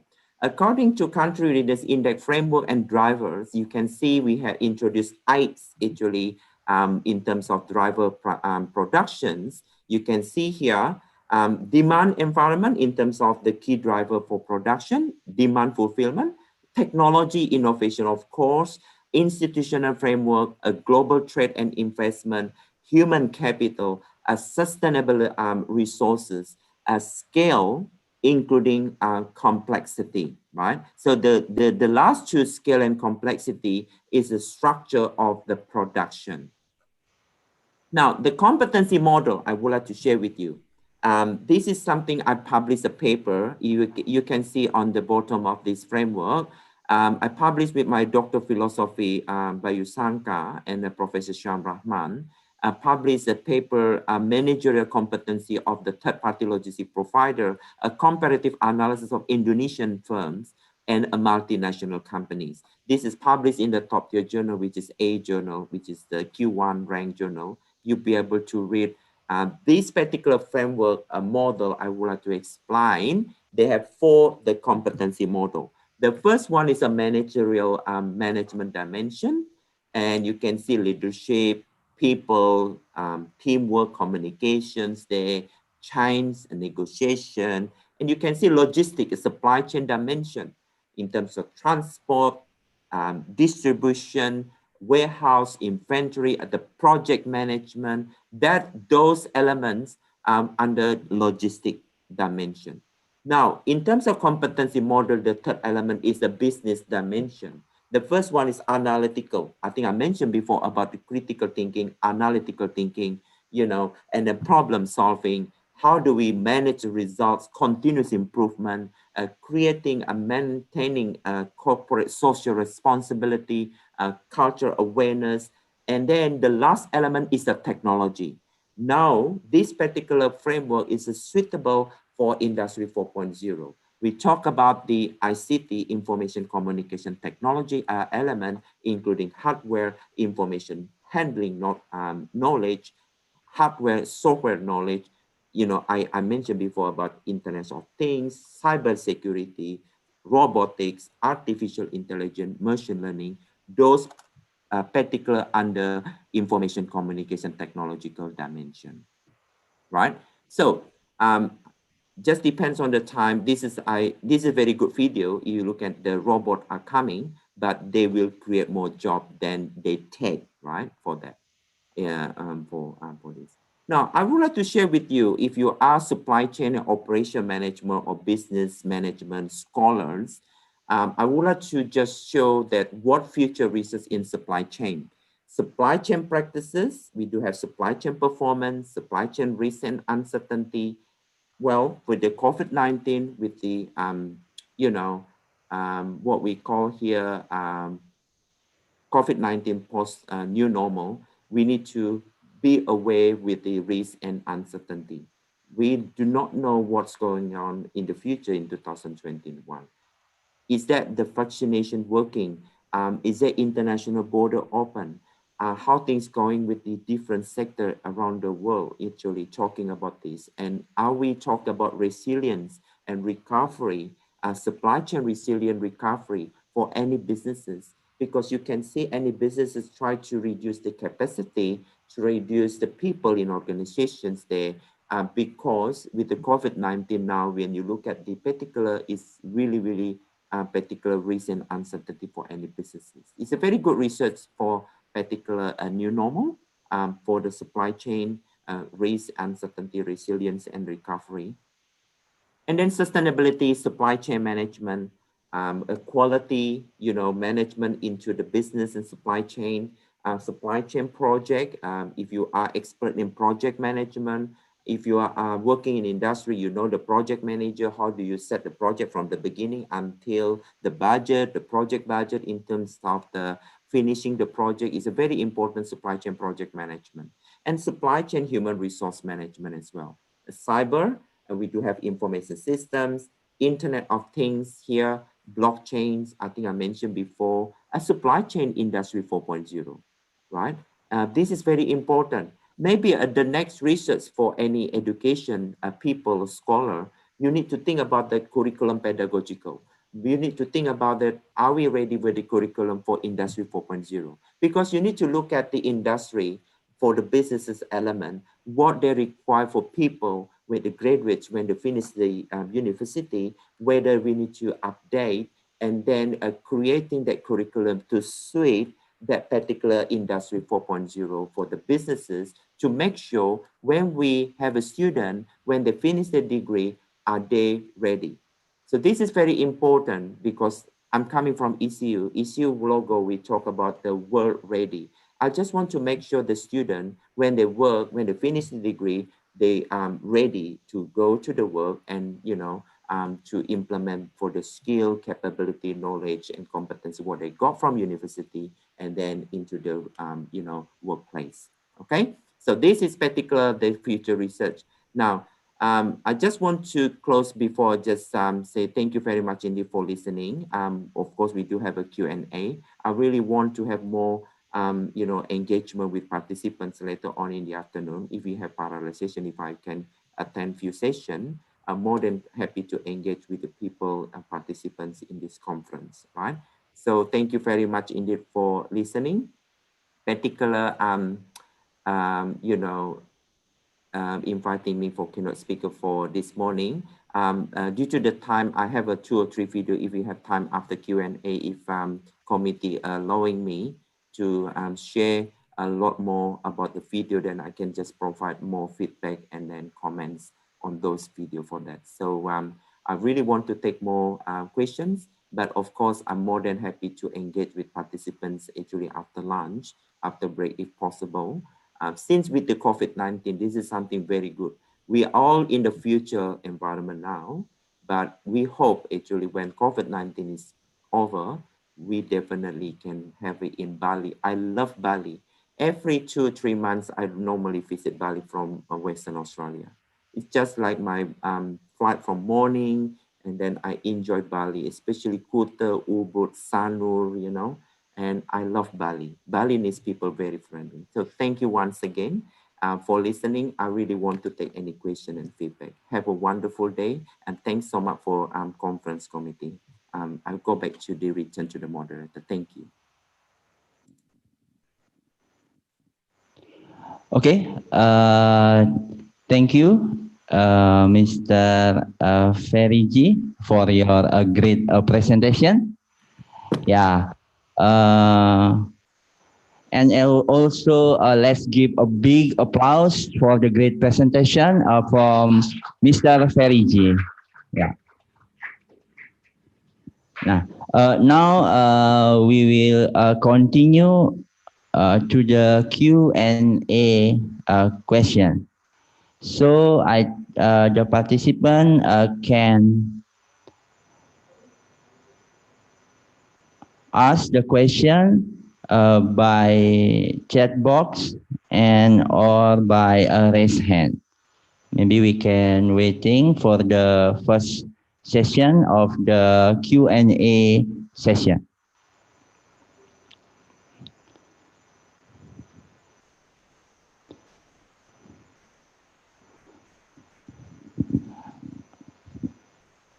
Okay.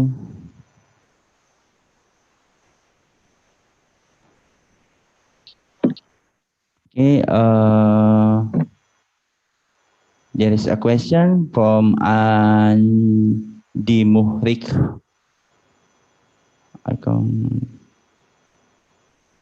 Okay, from Mr. Andi.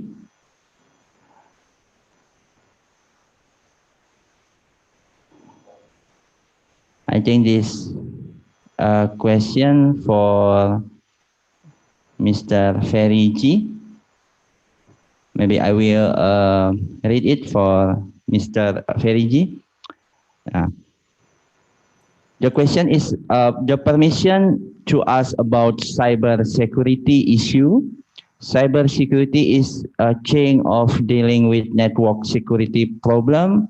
And what if a hacker is more experienced in stealing the desired data? So how to handle it? So how to handle the hacker seems like that to protect our data.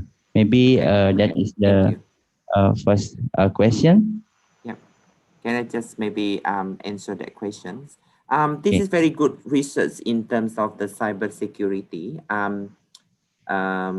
In particular, in the real situation, so cyber security will be in the two dimensions. You can see any businesses, including government. For particular government sector is a very, very important these days. In particular, we talk about hacking, the more experience in stealing the desired data, how to handle it. Well, this is more about science researcher. You really, really need to think about the algorithm. How do you just handle it? What particular hacking? And this particular, we need to understand the pattern before the virus or particular hacking hacker actually attacking to the particular network, security problem. So there are two. One particular we need to understand particular that surrounding the cyber security element. Number two, talking about information security, for instance, right? For the software itself, and then we really need to understand when we purchase particular software or connecting with the network. Since I'm not from science background, so I'm not in the cybersecurity, because it's a more technical solution how to solve that particular stealing the data or encryption, stealing your password, stealing your account, especially for the large organization, even in government sector, they have really, really need to think about it. How do we deal with the cybersecurity? Make sure the hacker not really, really stealing the data, or, this is what we talk about IT disruption, really, because with the connection information disruption. So that particular, the cybersecurity scientists to work together with the businesses to do that. According to my opinion, when I'm talking about the bigger picture, the first element you need to identify first, okay? So you look at the cause and effect particular element, because I'm more than happy to explain in the big picture, because I'm not coming from technical. My background is not computer science, so I cannot answer the programming side, but the way you handle it in the business in the higher level, you really need to think about identification level. Then the way you do, you need to look at, assess and analyze any particular different types of security, cyber security problems there. And then the way you just construct and then develop that particular, maybe protocol or prototype, to deal with that. And then, of course, the last step is the implementation, including continuous improvement. It's pretty much about 4 steps in terms of the information security for the higher picture. So that's my understanding, but I'm sorry I cannot answer you given I'm not in a computer science scholar. So I'm a supply chain side, even though I don't have cybersecurity degree. But I am more than happy to answer in the business oriented in terms of the stages. But when you talk about continuous improvement, when you talk about technical practicality side, unfortunately, I'm not able to do that, okay? So I think I go back to the moderator just for that, please. Okay, thank you, Mr. Ferigi, for the answer about how to protect our data from the maybe some like we call hackers and like that. Now, the second question, I think it will be for Prof. Putu and also for Mr. Ferigi, because I saw in the slide is about VR and also augmented reality. This is Kadek Yawan asked about how if VR, virtual reality, and augmented reality can be used and published, what will happen in the future for the region that have a source of income from tourism. So how VR and augmented reality and virtual reality that impact to the tourism. I think that is the question. Maybe Prof. Putu can give the answer and then continue with Mr. Ferigi. Thank you. Okay, thank you for your feedback for me, for your question for me. The first related the question before related cybersecurity. In my mind, there are many ways to take that problem related cybersecurity. The first maybe the approach related with technology approach. Some like that make password, make algorithm, backup data. And then the second approach related human approach related moral and mental setting, moral and mental setting, how we responsibility for that condition in our networking, global networking. We must responsibility each other to develop our mental, our moral, not steal what the other data. Related cybersecurity. In my mind, I think mental and moral related human, it is one approach can we develop to take this problem. Okay, the second is using virtual technology, namely virtual reality and augmented reality. This is a technology able to describe the real world improvement with some additional computer-based information. VR and AR is very useful and to develop some like this video game, designing building and space or location of tourism. Maybe that technology is very impressive used in area of tourism aspect. VR and AR are very well used for quality tracking a product position, visualizing condition is a product. Maybe PR and ER and mix PR and ER, mixed reality and virtual reality. Now, as technology is very impressive, used in many aspect of interaction in society. Some like tech in industry, in tourism, in campus, yeah, in production process, to make a simulation on many process. Maybe that's my answer to that question. Thank you. Thank you, Gede. Okay, thank you, Prof. Putu.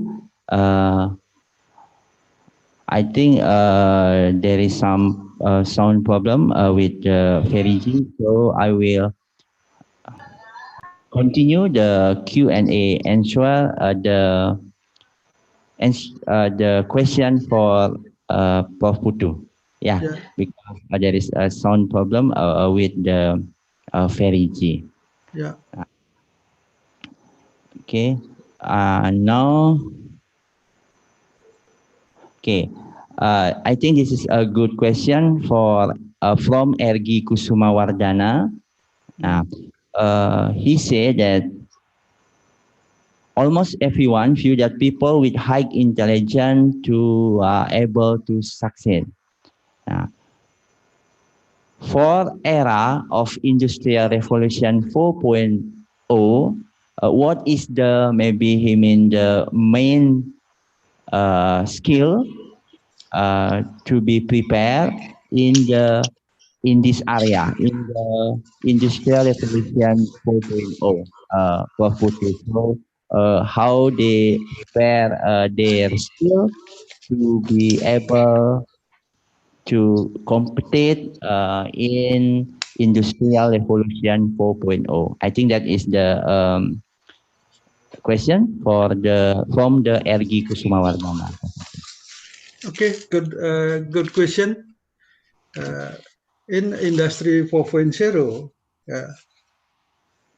Industry 4.0 require a new intelligence for development. What is this?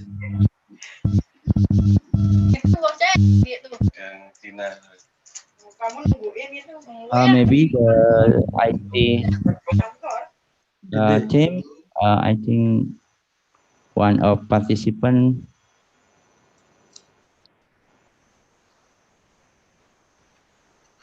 Can I continue? Yeah, Prof. to maybe we will wait a minute. Yeah. Now, maybe Prof. Putu can continue the answer. I'm sorry for this inconvenience. Okay. From Viveka Sama, from Viveka Sama model, learning intelligence is very important. Must be developed. Every people to want to develop your success in career. But now knowledge is very fast. Very fast is like that. Skill is very fast.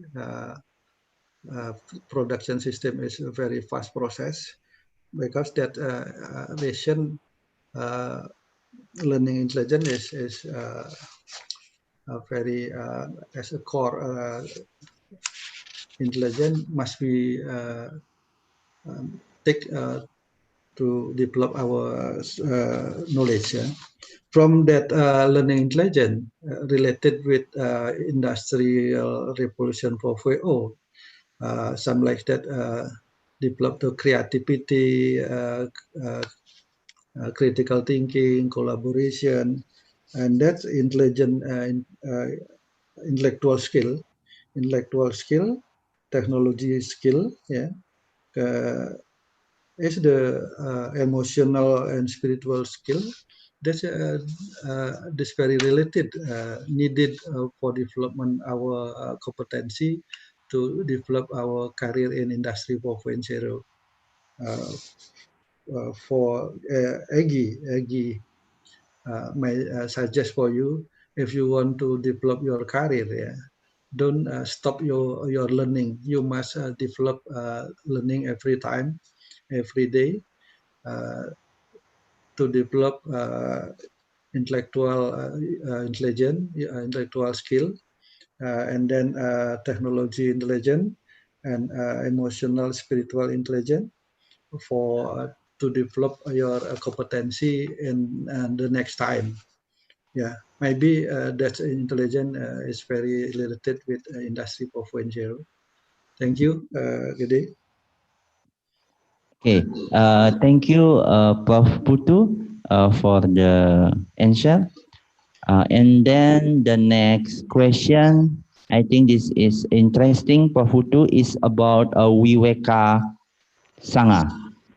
Yeah, from I Gede Kusuma Yuda. He said that Wiweka Sangha in this era, maybe his mean is the pandemic era situation. So how to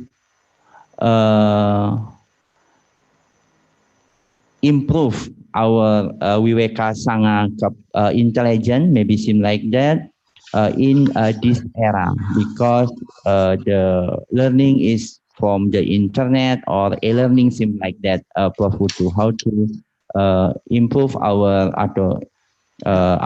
capability, intelligence, Wiweka Sangha in this pandemic era. Maybe seems like that, Prof. Okay, Putu. thank you, Gede Kusuma Yuda. Yeah, pandemic related with our health, our immune body. Yeah, to strong our health and our body health, we need emotional stable in emotional thinking, stable in have a spiritual good spiritual to life in this condition, and then how to develop health related body, kinesthetic, how to take some good food, take sport, yeah, meditasi, and other activity. This pandemic make a social problem is very big, social problem. For this condition, thinking how to manage our thinking, how to manage our heart, yeah, how to manage our mental. This is very important in the other related with disease, yeah, with disease, yeah. I think in emotional, spiritual question, and then body kinesthetic question, and then social ecological intelligence, and economic intelligence. Maybe that's very related with pandemic COVID-19 problem in the society. Yeah, maybe in my mind, Wiweka Sangha is very comprehensive for that problem, can resolve this problem. Okay, Gede. Okay, thank you, Prof. Putu. I think now is continue the next question. I think it's related from the last question. It is about like this from Didik Haryanto. He said that in this COVID-19 situation, more the learning is done by online. Seem like that.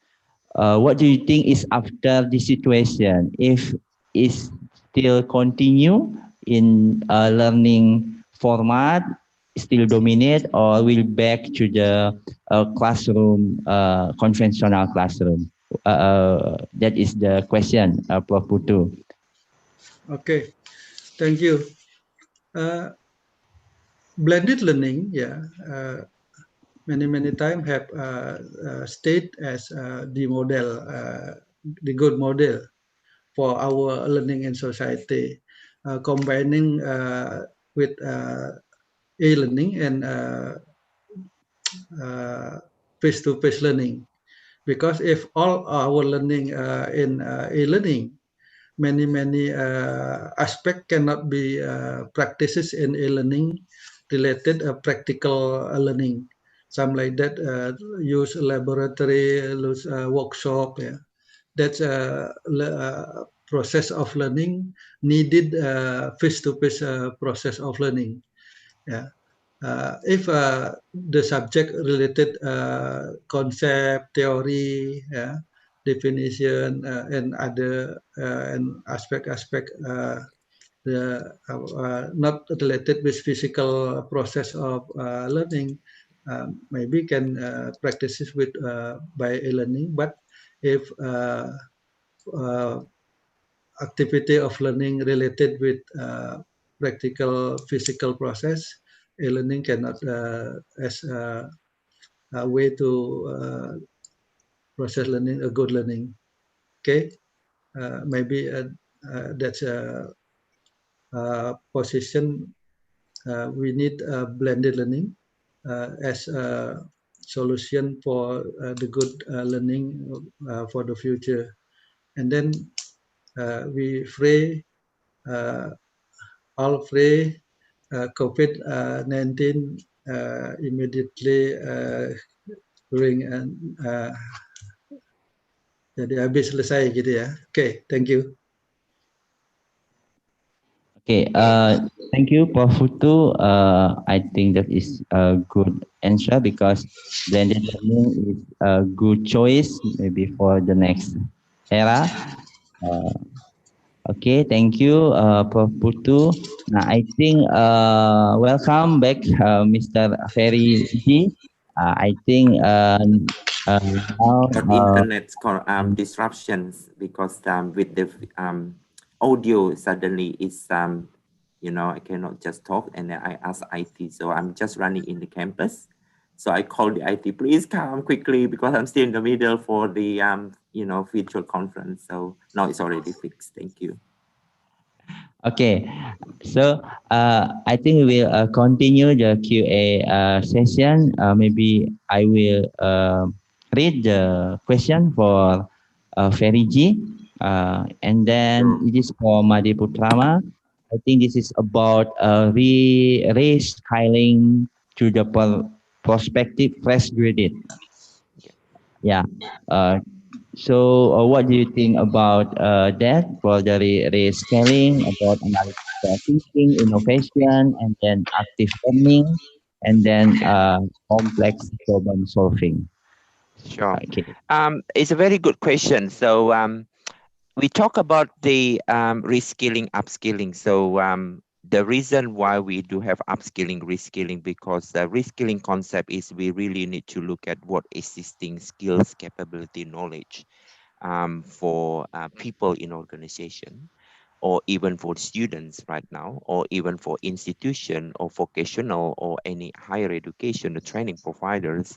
They really need to look at the roadmap of the skill, capability, knowledge. And then are we looking at and revisit, and reskilling means like it could be refreshing what we have learned, or where maybe we can just upskilling, we really need to learn more what particular area or knowledge capability. Say for example, what the current stage you are now, actually lacking of analytical thinking, lacking of critical thinking, lacking of maybe problem solving. So that particular good time moment for upskilling, then particular provider or training or vocational educational training provider, they really need to set the particular product for particular staff or students, for the workers, to make sure the existing for the knowledge and capability gonna be improved for the next 6 to 12 months. Now, according to World Economic Forum, for the next 6 months also will be useful.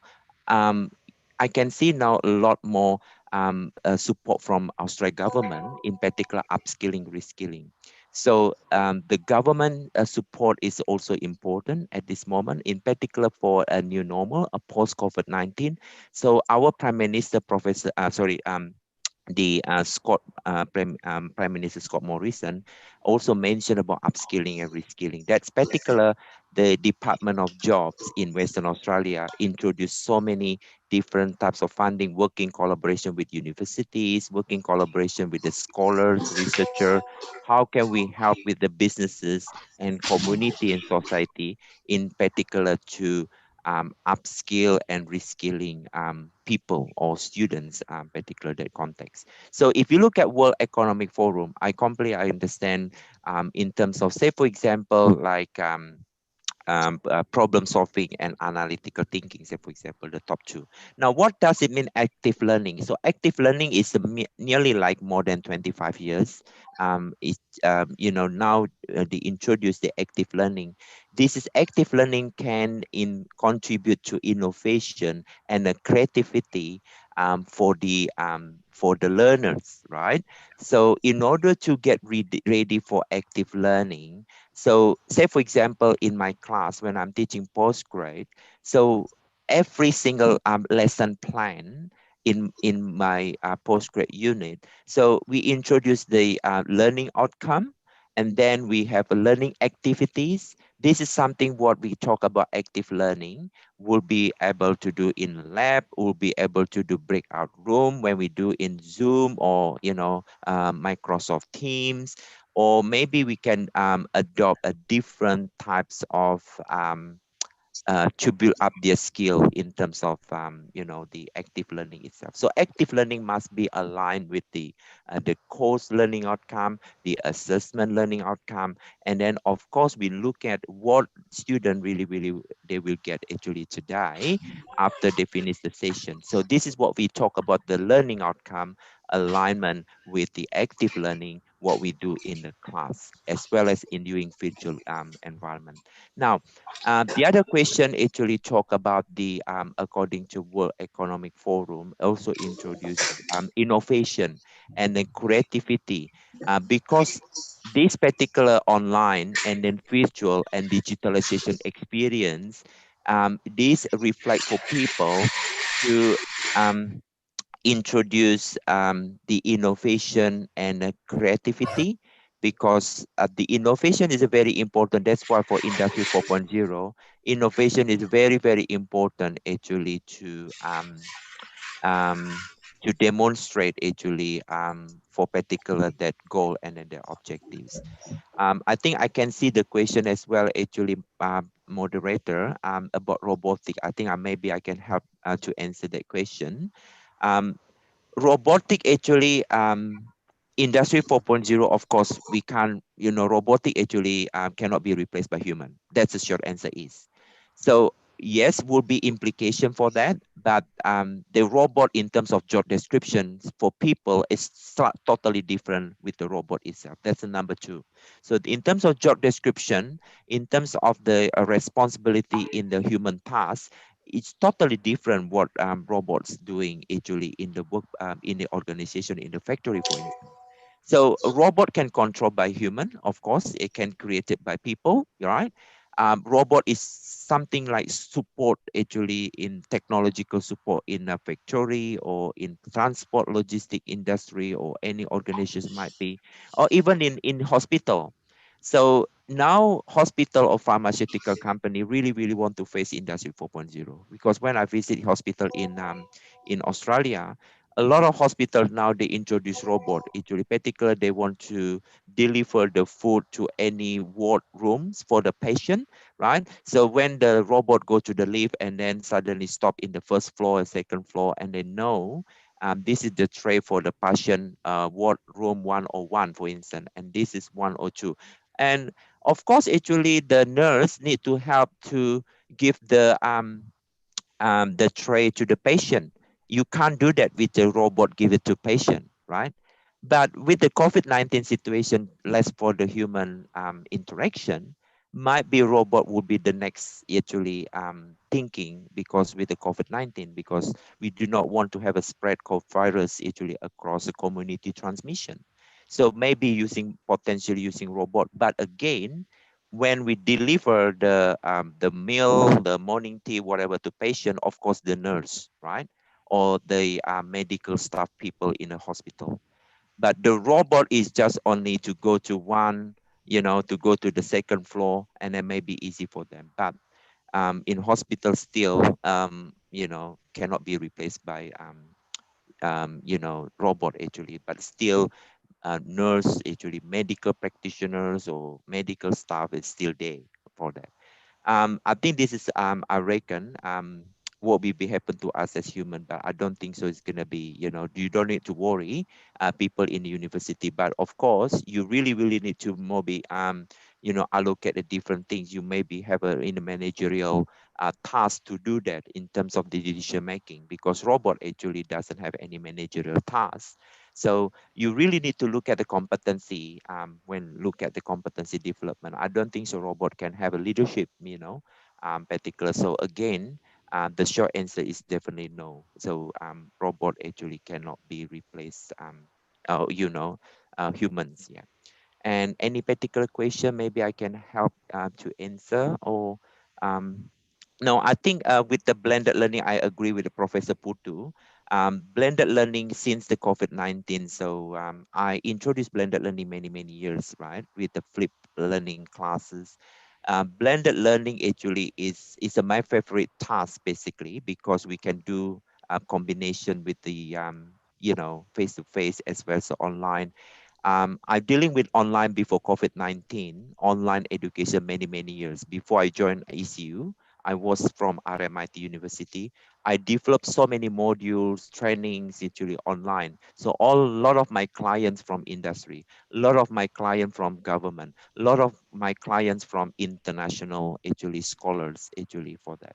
So I introduced actually online maybe 10 years ago for online education. Now, when the COVID-19 situation, I'm not, really just, what we call in Bahasa Indonesia, kaget, not shocking to have that, because I know that it's really online. I know particular how to engage with the student, with the online, the virtual environment. Say, for example, like yesterday, I just had more than maybe 177 students. So, and then I have a breakout room. Of course, we have a lot of preparation with the blended learning as an educator, a lot of preparation in terms of to engage with students. My philosophy is the student experience must be the same between face-to-face and online.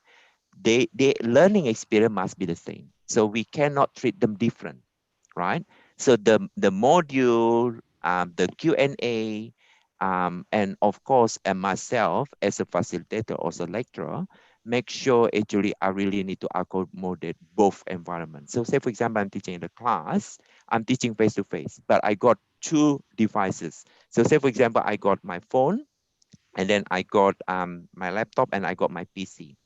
So I don't have a chairperson or moderator, so I have to control myself. So when I'm teaching, I put up my slide on the screen, and then I got face-to-face student, about 100 students in the classroom, in the lecture theater. And also I'm showing in the other screen, they're all my students from online, okay?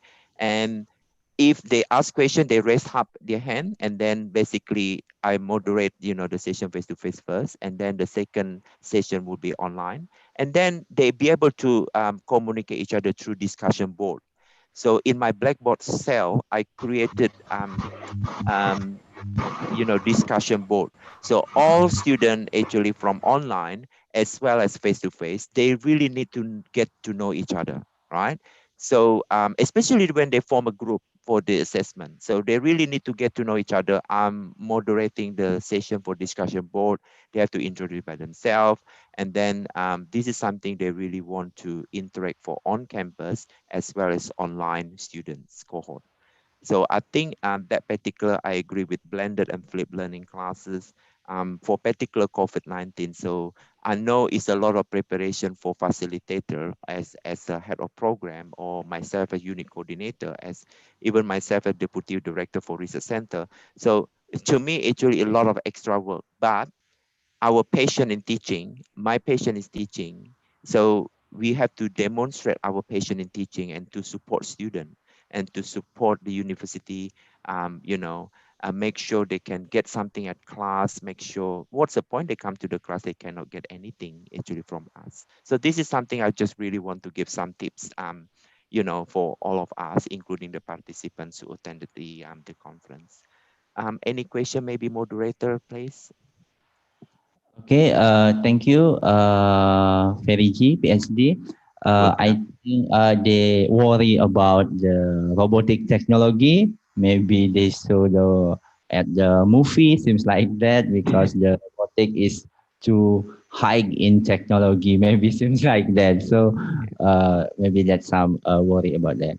Yeah, Nah, because we can introduce technology in purpose, because if you look at the movie, sometimes people scare, but the end of the day about technological innovation must be technology and innovation in purpose. In particular, in the new normal, new paradigm, actually the post-COVID-19 or particular industry 4.0. That's my my perspective. Okay, thank you. Maybe like Prof. Putu said, that is moral is always the important thing. Yeah, yes. Moral and the technology is number 2. Yeah. Yeah. Okay. Maybe the next question for Prof. Putu. This is about the certification. This is from Made Santo. This is about what is the certification that are important for TVET college. So this is related to maybe Merdeka Belajar Kampus Merdeka. So we have to have a relationship with Dudi. We call dunia usaha, dunia industri, seems like that. Prof. Putu, so what are some plans for the TVET college that can make this happen? Maybe. Okay. Thank you. Okay. I answer in Indonesia because Perigi Indonesian language is good. Ya, sertifikasi di dalam TVET, ya, di dalam TVET itu adalah untuk menentukan ada proses assessment untuk menentukan kompetensi seseorang, ya. Perigi tadi sudah menyampaikan kompetensi itu individual ability to perform, related knowledge, skill, attitude, ya. Jadi sertifikasi itu untuk melakukan proses assessment untuk memastikan seseorang mencapai kompetensi atau belum berkaitan dengan pengetahuan dan keterampilan dan sikap terhadap sesuatu pekerjaan, ya. Jadi berdasarkan standar. Jadi betul.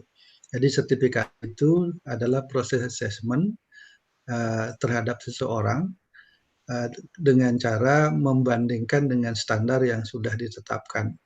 Kalau dia mencapai standar itu disebut dengan certified, ya. Maka di dalam proses sertifikasi itu ketentuannya adalah go no go gitu. Dia go, okay, certified, atau no go, ya, dia harus mengulang, ya, harus ujian lagi. Nah, di dalam proses penetapan kompetensi seseorang, sertifikasi itu menjadi bagian yang penting dari sebuah proses, ya, dari sebuah proses berlatih. Kemudian seberapa dia sudah mencapai kompetensi, maka itu perlu dilakukan sertifikasi dengan berbagai model, ya, dengan berbagai model. Maybe Perigi in Indonesia, I think you know what I answer, ya, dalam in Indonesian, ya. Jadi sertifikasi itu adalah bagian penting dari proses assessment. Nah, untuk menentukan agar orang itu memiliki sertifikasi berdasarkan standar, ya, maka di dalam mengikuti sertifikasi penting sekali memperhatikan standar, gitu. Jadi jangan sembarangan mengikuti sertifikasi yang unstandard, gitu, ya. Yes. Jadi harus ikut yang standar. Nah, standarnya kalau itu untuk standar internasional, ya, you must get international certified, gitu. Jadi tidak bisa menggunakan standar lokal, gitu, ya. Tapi kalau memang pekerjaannya itu lokal, katakan pekerjaan yang ada di tourism di Bali ya, sertifikasinya cukup sertifikasi yang di Bali. Who next use your skill ya, itu sertifikasi itu yang perlu dicari ya. Saya kira untuk hal sertifikasi itu yang jawabannya, penjelasannya. Oke, thank you. Gede. Okay, thank you, Prof. Putu. This is about the certification. That is very important. So we have to look for what is the competency that the goal of the competencies, is like that maybe. Okay, Maybe I can add one thing. I think I agree with Professor Putu. Talking about standard and certification. I think these days, a lot certification, I mean, in terms of international certification, we do have AACSB for business school accreditation. And then you know that in Indonesia still introduced Badan Akreditasi Nasional. So I think what I can see, BAN, for example, Badan Akreditasi Nasional, then even for international accreditation, they have a standard, of course, in the main criteria. The second thing also, we really look at the strategic benchmarking. In terms of the benchmarking, is very critical to look at the roadmap, what we have here, how do we achieve that goal? You know, when we talk about accreditation, a lot of work. Okay, so especially like my unit, my university, into you know, we have a ACSB, and then for my program, we do have Charter Institute Logistic Transport, which is accreditation. Because these days accreditation become a brand. Jadi the student really want to study, they really want to look at accreditation. Okay, when we got the charter accountant or charter institute purchasing supply accreditation, or you know, it's just like branding. One, they really want to see, okay, I really want to go to that sector. And then a lot of the sector organization, okay, because I'm talking about industry accreditation, right? So when the student finish, they really want to get a job, right? And then they look at the CV, okay, so your program is already accredited, you know, in a certain industry accreditation body. So I think I got your point, Professor Puto. I totally agree. Standard, you need to look at standard is a must actually for that, actually for certification. That's my understanding. That's all. Thank you. Okay, thank you, Mr. Feriji and Prof. Putu. Now I want to say hello to the participant that watch this IConVET on a YouTube channel. And then at YouTube channel, also 2 questions, but I think one is already done. And then one statement, one question that is about following the statement. It means that psychological capital is very important thing in this outbreak area. That every learner and teacher should have. So maybe Prof. Putu and Feriji, PhD, can explain about what about the psychological capitals in this pandemic era. Thank you. Who is first?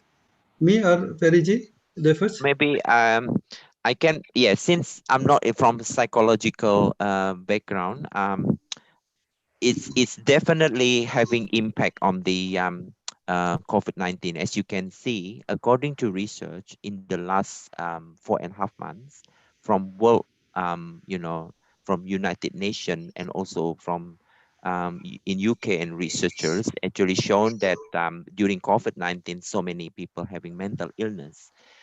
It's impact on the psychological aspect in terms of their interaction, the way they do in the workplace, and then now slightly changing, actually working from home, WFH, right? And people working remotely, what we call in the literature. So working from home is slightly actually influences like people mindset, people behave, people the attitude, you know, because I'm not in a mental health study research, right?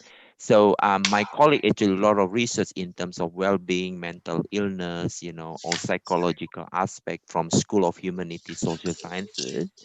Um, more myself actually coming from business, right? So yes, for COVID-19, according to research, actually is about like 52%. Actually, you know, according to demographic or different age group, actually having problem because now shifting from face to face, you know, there are so many factors. The first one talking about social distances in Australia. Now we have more than 1.5 meters between one and the next person. No wonder actually if you go out, you need to bring a ruler or meteran, ya. Jadi ukur dulu 1,5 meter in bahasa Indonesia what we call. Now because social distance, you're not allowed to have a shaking hand, you're not allowed to hugging people. Shifting the culture from that friendliness, actually moving to other, different types of the elements, what we call changing a lot.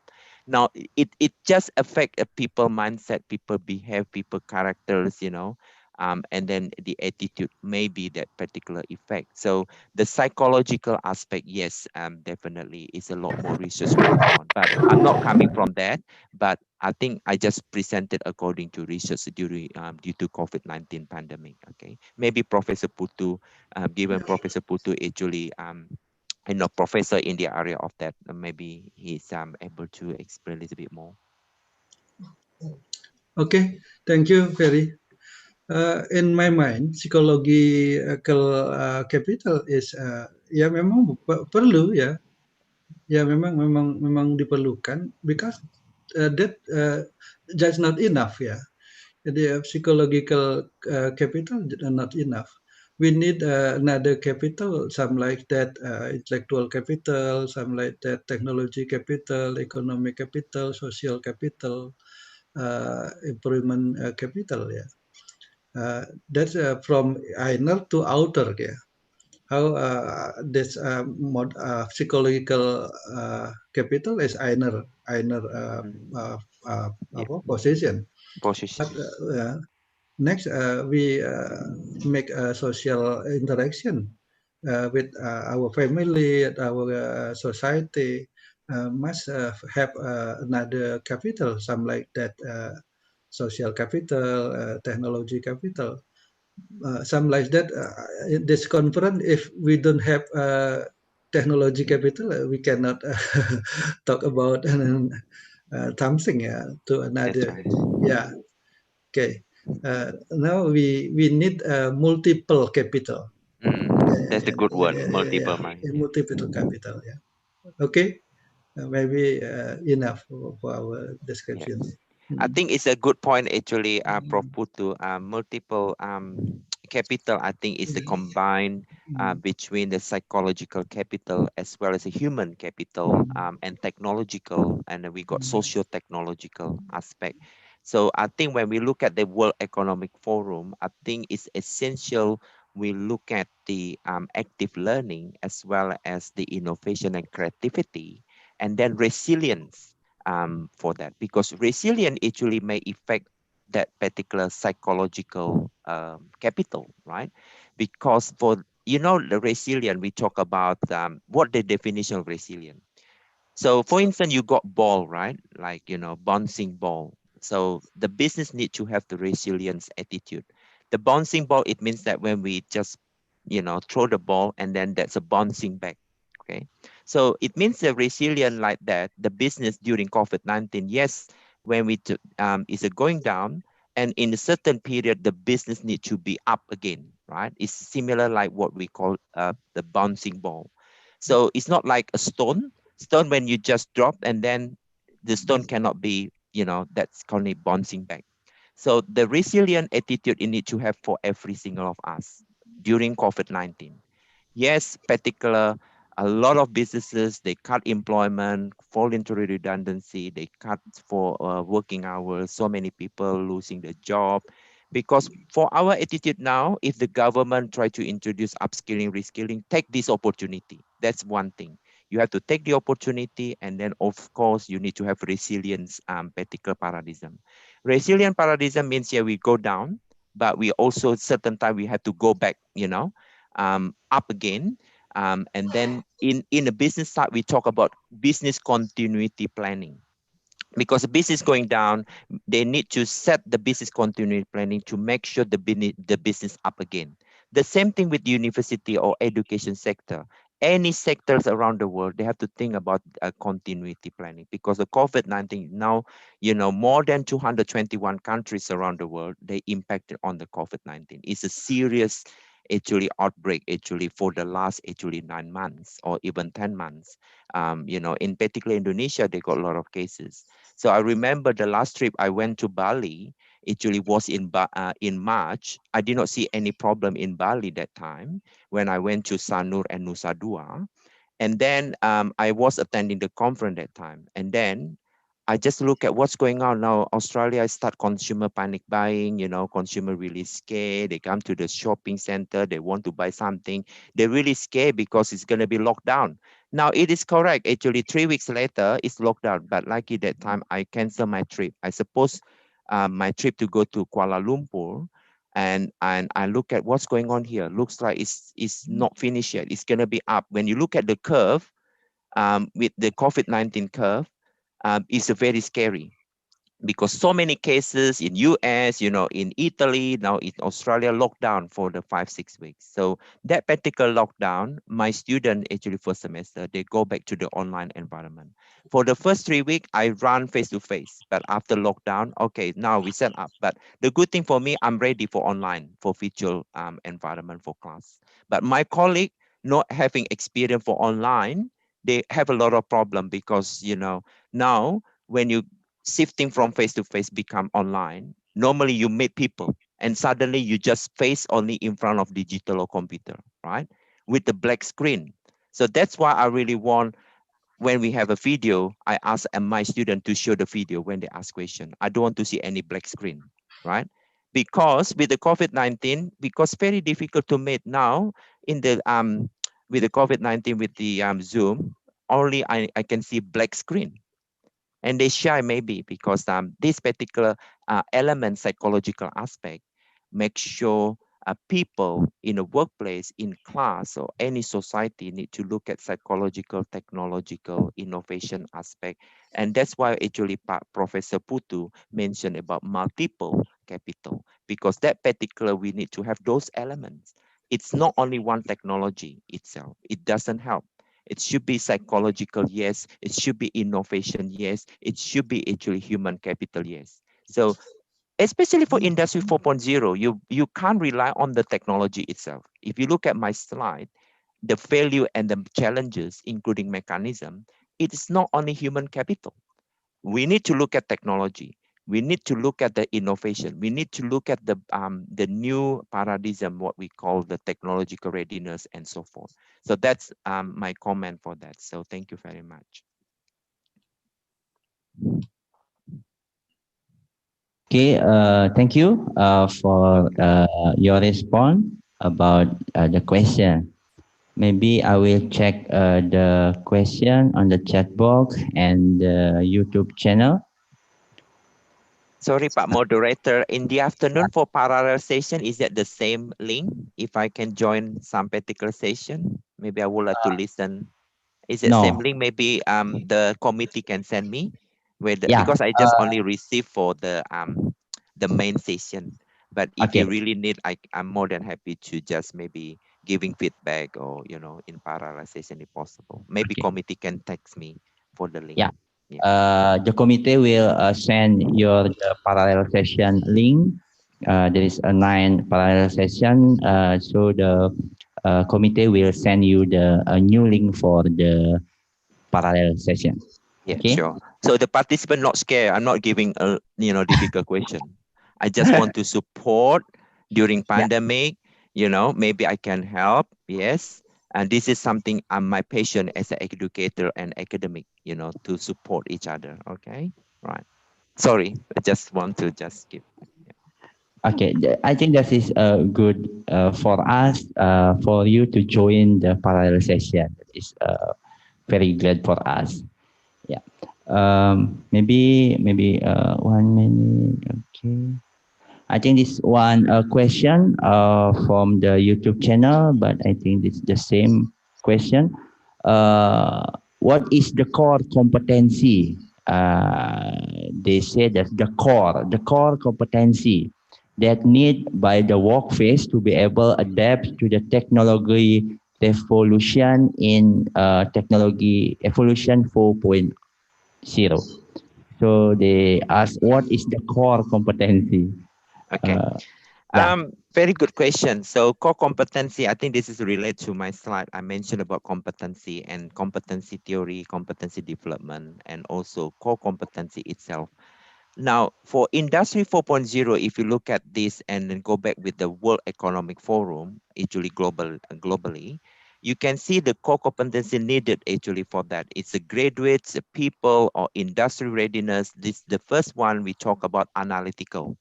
And number 2, in terms of the problem solving. And number 3, critical thinking. And number 4, innovation, skill and capability. So that particular 4, and of course, number 5 and 6, I'm not saying it's the top priorities because the leadership and the managerial competence is still there. Okay. Like human, people in organization, leadership, talents, actually still there. But I'm not quite sure those particular elements, according to World Economic Forum, those particular are the top priorities. But according to my opinion, the top priorities actually should be analytical thinking and then technological advancement skill, because we talk about Industry 4. Right? If you don't have an ICT in that, you never upskilling your capability skill about how to use, technology, even you don't know in terms of technological advancement in the curriculum, it is going to be a problem because there's a gap between what you've learned and then the industry said, okay, I need this particular, the student, when they finish the university, when they apply the job, they have to demonstrate actually what they have learned and what particular they can do in the workplace to make sure they have very good in the problem solving and analytical thinking and critical thinking. So if you look at critical thinking, analytical thinking is slightly different. The critical thinking, so you really look at, okay, everything is outside the box. So it's criticize, in a proper way. Okay, it's a critical thinking. But analytical thinking, you really to assess and the review particular the existing knowledge and the phenomena paradigm to go beyond that particular situation. That's analytical skill. So analytical, critical actually is just like brother and sister, right? And then you can see problem solving, right? Because when you work, you know how to solve the problem. And that's why I'm teaching university in postgrad, I give a problem actually from the industry. It's a real case study problem. And they have to just assess the problem solving. And we need to assess analytical thinking based on the literature. How do they combine with the literature into the real situation, the theoretical and the blended together combined? That's something is a part of your critical and analytical aspect in that type of assessment. So I think core competency is a very, is the need actually for any sector, especially for after COVID-19 or Industry 4.0. That's why this conference in terms of vocational, educational training, actually higher education, it's so good to have this because we really want to remind the scholar, hey, we have Industry 4. Are we ready? Hey, what about the new normal? Hey, what about the post-COVID-19? So this particular conference is very, very good. You can see we have a very good attendance, 236 now. It's amazing conference because unfortunately we cannot go to Bali at this moment. Bali is my favorite actually island. Actually, I really want to visit every 3 months. Okay, so I know actually Ganesha, Undikna, so Mahasaraswati, Udayana, actually university, and then even Professor Putu, and I've been your uni, Professor Putu, UNY. and then UGM di Yogyakarta, and then Brawijaya Malang. Actually, because I really want to engage with the academic scholar. How do we work together? How do we publish together? How do we promote actually research together, publish together in the top tier journal? How do we strengthen university in terms of research output, in terms of research publication? This is something I'm coming for to support the academic scholar. This is the era to work together. So it's not like me all the time. It's not like you all the time. Now we sit down together. Because COVID-19, it looks like, oh, social distance. I really want to be isolated, okay? Self-isolation. But hang on, no, we have to change that paradigm. No, I'm not self-isolation. But the thing, we still have work together during digital platform, doing virtual environment. Even though last night I was sleeping at 2 o'clock, I'm still writing a paper for top tier publication with my colleague from Jakarta, from UI, from ITB, and then one from UCLA in Los Angeles. You know that in America, they have a selection, new president, blah, blah, blah, you know. But I said, now this is the time good for publication, writing paper. Oh, hang on, I want to watch TV to see who's winning the president, blah, blah, blah. I said, no, concentrate with the paper. Anyway, too much talking. Go back to you, moderator. Okay, thank you, Feriji. So next, what do you think, Prof. Putu, about the core competency that needed in this era for the Industry 4? Yeah, okay. I use a model from Sportal, yeah.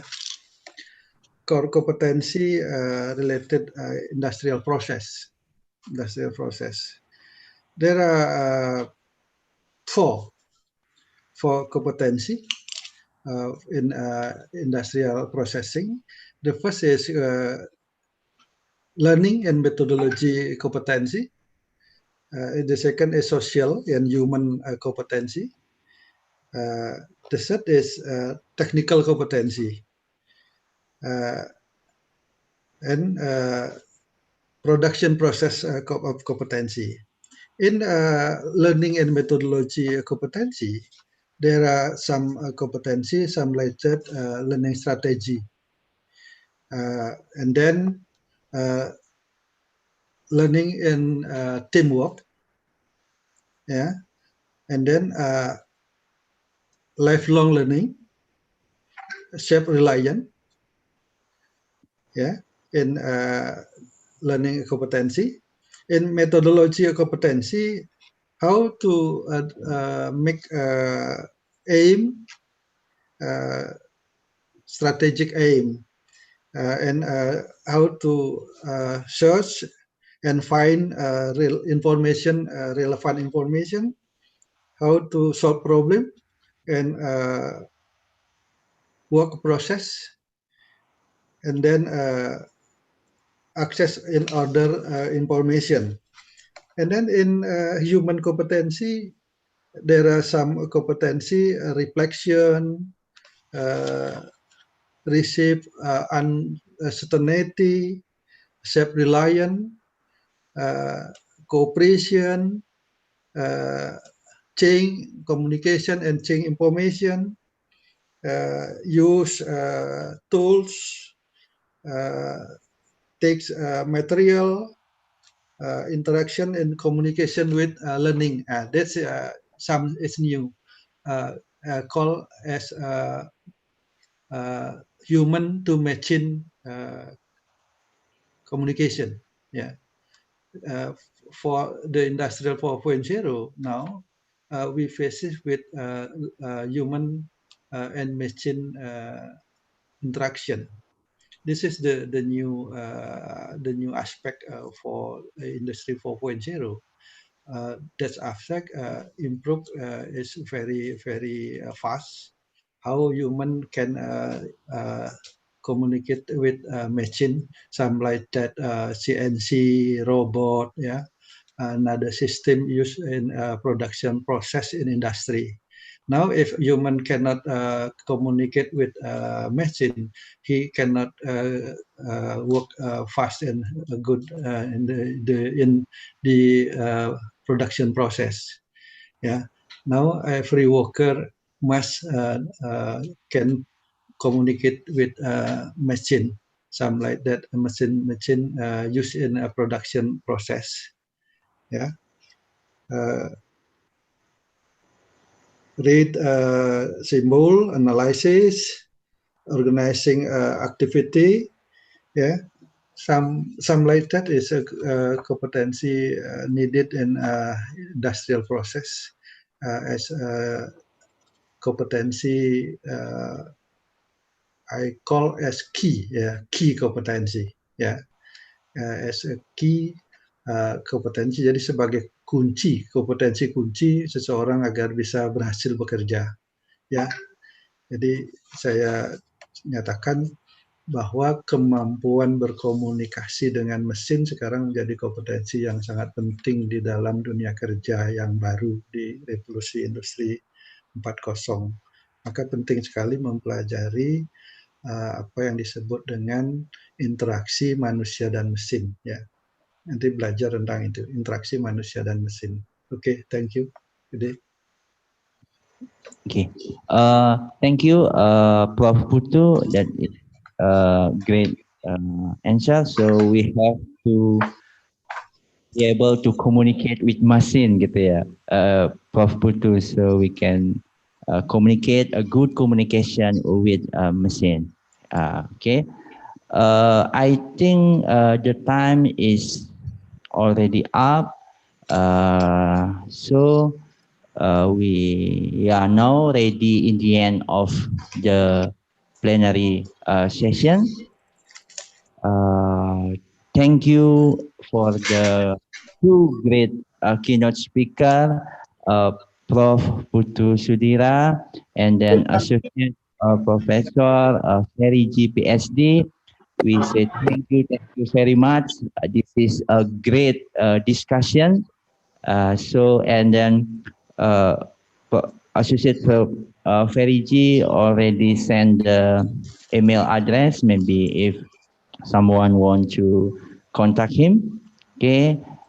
Okay. I think maybe give me a few seconds. I just would like to say congratulations to all of you who attended this virtual conference. So I know it's a difficult time for COVID-19. So once again, I would like to say thank you so much for Universitas Pendidikan Ganesha, and then also committee to invite me and Professor Putu to be a keynote speaker for this morning. And again, I send you my email address and WhatsApps. So this is not the last actually we met, but of course we'll be able to contact through WhatsApps as well as email. And maybe we can talk if you really want to have any further question or discussion or networking, we can work together. This is something really want to promote, this is something we just have a resilience things, for the COVID-19 situation. Now, the biggest question, are we ready for new normal? And then for, industry 4.0, for students, education sector, government, industry, and different types of stakeholders. So once again, thank you very much indeed. Have a wonderful day and enjoy for the conference, and as well as stay healthy. This is number one. So we have to be strong, even though COVID-19 is still there, but the good news, a lot of people actually recover from the COVID-19. So once again, stay healthy and all the best to you all. And then thank you so much for wonderful session. Have a wonderful day. Okay. Thank you. Can I, Gede? Yeah, Pak Putu. Okay. Nice to meet you, Ferry G. Nice to meet you. Next time, I will contact you to publish journal. Yeah. Yes. We publish in Q1, Q2, Prof. Yeah, join publish with my student with lecture from UNY. Yeah. Some book have I published that some like that. Oh, it's very good. TVET abad 21. Abad 21. Indonesia. Metodologi penelitian. Learning methodology, vocational learning. And then this is the new paradigm. vocational learning in industrial revolution 4.0. This is academic naskah akademik revitalisasi pendidikan. Ya. Then microprocessor system and another book has been published. So hopefully, if COVID is finished, by next year is international border open, so I can visit Yogyakarta and Bali. So I wait you. If you go to Yogyakarta, call me. Yeah, of course, yes. Yeah. Because Yogyakarta is very close to Bali as well, just only 4.5 hours from Western Australia. Prof. Yeah. Nice meeting you, Prof. Nice to meet you. Okay, thank you. Kepada adik-adik semua yang hadir ini ada 230 sekian ya, selamat belajar, jangan berhenti belajar. Kemudian segera tingkatkan kompetensi ya, yang sedang studi di S1 segera lulus, yang S2 juga segera lulus. Jadi walaupun ada pandemi COVID, jangan berhenti untuk semangat belajar. Thank you, terima kasih atas perhatiannya. Semoga semuanya selamat dan berbahagia. Thank you. Good day. Thank you for the keynote speaker, Prof. Putu Sudira, and then Associate Prof. Ferry G. So we give a big applause for the two great keynote speakers. Okay, so I will close this plenary session with Om Shanti Shanti Shanti. Assalamualaikum warahmatullahi wabarakatuh. Salam sejahtera buat kita semua. Salam kebajikan. Salam harmoni. God may bless us. Good afternoon. Terima kasih. Matur suksema. Okay, the time for the moderator. Okay, I would like to say thank you once again to Professor Ferry and Professor Putu Sudira for the amazing presentation, and also thank you for Dr. Sunario for moderate the keynote speaker. Distinguished guests, ladies and gentlemen, as an appreciation to our first and second keynote speakers, we have prepared certificate for the keynote speakers who attend the conference virtually. The first keynote speaker, we present it for Professor Dr. Andes Putu Sudira, MP from Universitas Pendidikan Yogyakarta, Indonesia.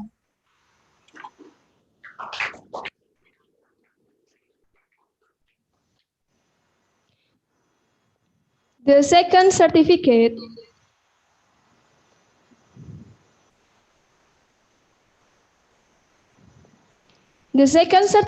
we present it for Associate Professor Ferry J, PhD from Associate Professor at IConVET University, Australia.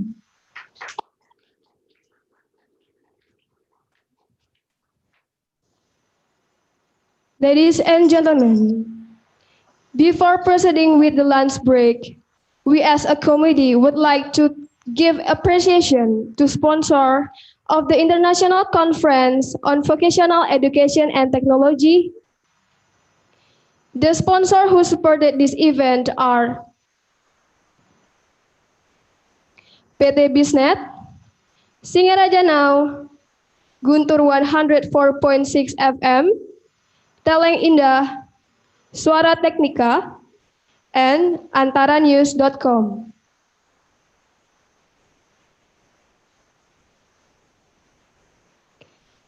The next event is a break. The break time lasts 30 minutes. After that, it will be followed by the third plenary session and a parallel session. Ladies and gentlemen, enjoy your break. We will meet again in this room at 12 o'clock Central Indonesia time.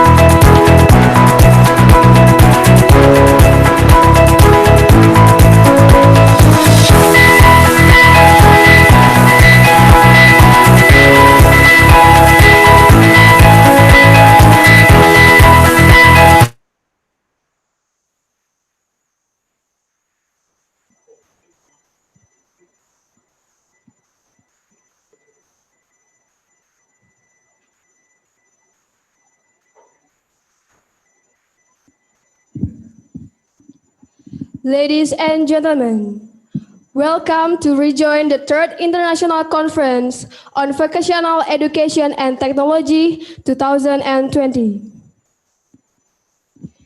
Our program continues with the third plenary session. The third plenary session will be guided by Mr. Igede Mahendra Dharmawiguna, Eskom MSc, as moderator. Mr. Dharmawiguna, time is yours. Thank you, MC. So, dear all participants and audience, let us continue the keynote speaker sessions. So, the Honorable Mr. Speaker, distinguished guests, authors, students, ladies and gentlemen, Om Swastiastu. Assalamualaikum warahmatullahi wabarakatuh. Salam, nama budaya, salam kebajikan. May God bless us all. So good afternoon from Bali and good afternoon for the participants from West Asia and Europe. And first of all, I would like to welcome Professor Kohler, Thomas Kohler, to our conference. Thank you so much for taking your time to be able to attend our conference early morning, which is about 6 a.m. in the morning in Dresden, Germany. So wow, it is such a dedication, sir. Thank you so much. We hope it is not bothering you. Oh, thanks a lot. Okay, so my name is Igede Mahendra Dharmawiguna. I'm from Informatics Department, Faculty of Engineering and Vocationals, Universitas Pendidikan Ganesha. I will be the moderator in this session. So before the presentation begin, allow me to introduce and read a brief biography of the keynote speakers. Professor Dr. Thomas Kohler is a professor for educational technology in Institute of Vocational Education in Dresden University of Technology since 2005, where he serves as well as deputy director. He's also the director of the Media Center, one of the largest educational technology R&D center in Germany. Since 2007, he is the head of the e-learning task force of the section rectors conference, which steer the media development, especially in the academic sector in sectiony, and runs the largest academic e-learning platform in Germany under the label Education Portal sectiony.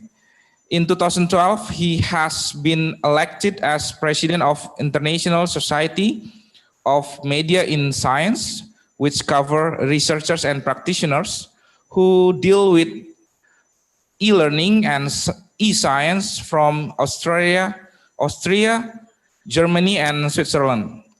He has served as external assessor and reviewers for a number of scientific and research bodies, including the European Commissions in programs IST, e-learning, Comenius, Erasmus, Human Potential, etc., and has received several honors and scholarships. The main topics of his research deal with online learning, distant education, virtual organization, telecooperation, and computer mediated communication, online research methods, and computer users' personality. So without further ado, I would like to welcome our keynote speakers. He will deliver a presentation entitled The Acceleration of Digital Technologies and It Means for Theorizing TVET Talent Development at the Interface between Education and Industry. So your time will be around 45 minutes, sir. And then there will be a question and answer. So ladies and gentlemen, please welcome Professor Dr. Thomas Kuhler. Time is yours. Thank you, Mr. Damaviguna. Can you hear me clearly? Yes, thank you very much. Can you hear me clearly? I think the sound of your mic is quite low, sir. Okay, so let's see if I can improve this. Should be fine, but can you hear me at all? Can you hear me at all? No. Okay. Is it fine?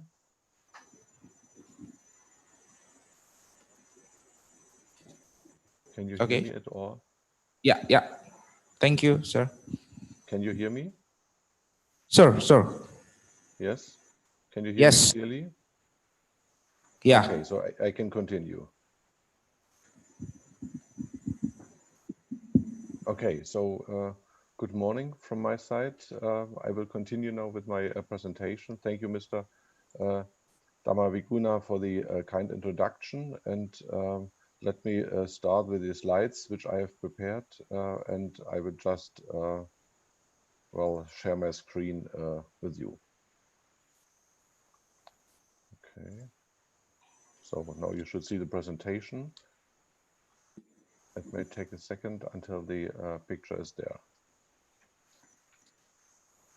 Okay, so today's presentation will cover the acceleration of digital technologies and its meaning for the theorizing of TVET talent development at the interface between industry and education. And indeed, when I did prepare this keynote, I only discovered last night that it is not 6 a.m., it's 5 a.m. in Germany. Fortunately, I didn't miss it because then I would have been late. So the topic is, as an education technologist, I try to reflect up the topic in a way that we can bring together the different expectations from industry and education, and discuss what it means for developing future talents. And I'm quite honored to be invited for your conference, and of course impressed by the number of audience and the interesting program. So let me step into the topic almost directly. Yes. So what is the first expectation? Well, if I'm coming from an educational perspective, I think that to develop talents for the so-called industry 4.0 cannot be understood within a specific media didactic framing. And however, we cannot use a specific theory on digital learning because this is not available so far. We are still about developing an appropriate understanding of how media or online and digital media does support and does change and does frame learning and of course any type of educational activity. And as we may observe that digital technologies are accelerating not only 10 or 15 or 20 years ago, but as well recently, so there's always an innovation. This must have a strong meaning for TVET talent development, and that's why we need to focus on that more specifically. So what can we say about the change of this acceleration specifically? Well, first of all, there was the transformation from analog media formats into a digital communications and a permanent mediatization. If we go into our private, but as well the professional or the educational surrounding, we can observe that there is many activity, or all the activities are permanently surrounded by using digital media, and as well any type of knowledge distribution, including such a conference, is based upon data based representations of all actors. So we do not meet face to face, but instead we send our media representations like the video sequences or like the digital text. And this has not been modeled theoretically. So we are about to model this, but this is still an open aspect to be fully understood by theory. However, that means as well that we perhaps need to have a kind of a new understanding of how talent development may be designed, especially taking into account the needs of a new renewed industry, because industry is renewing itself as well in the context of digitization. So concluding from that, I would suggest that any kind of media didactic framework must derive design approaches from a rather complex, fully mediated world of a, I would say, hybrid character of physical and virtual presence in the same time.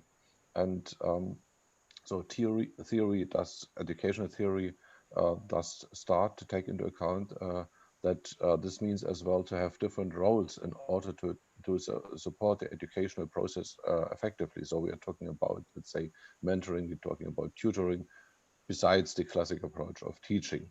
But as well, this has not so much entered our education programs in depth. For example, we are having education programs that work with the profile of a teacher, but not of a tutor or mentor or other kind of even a peer and different roles.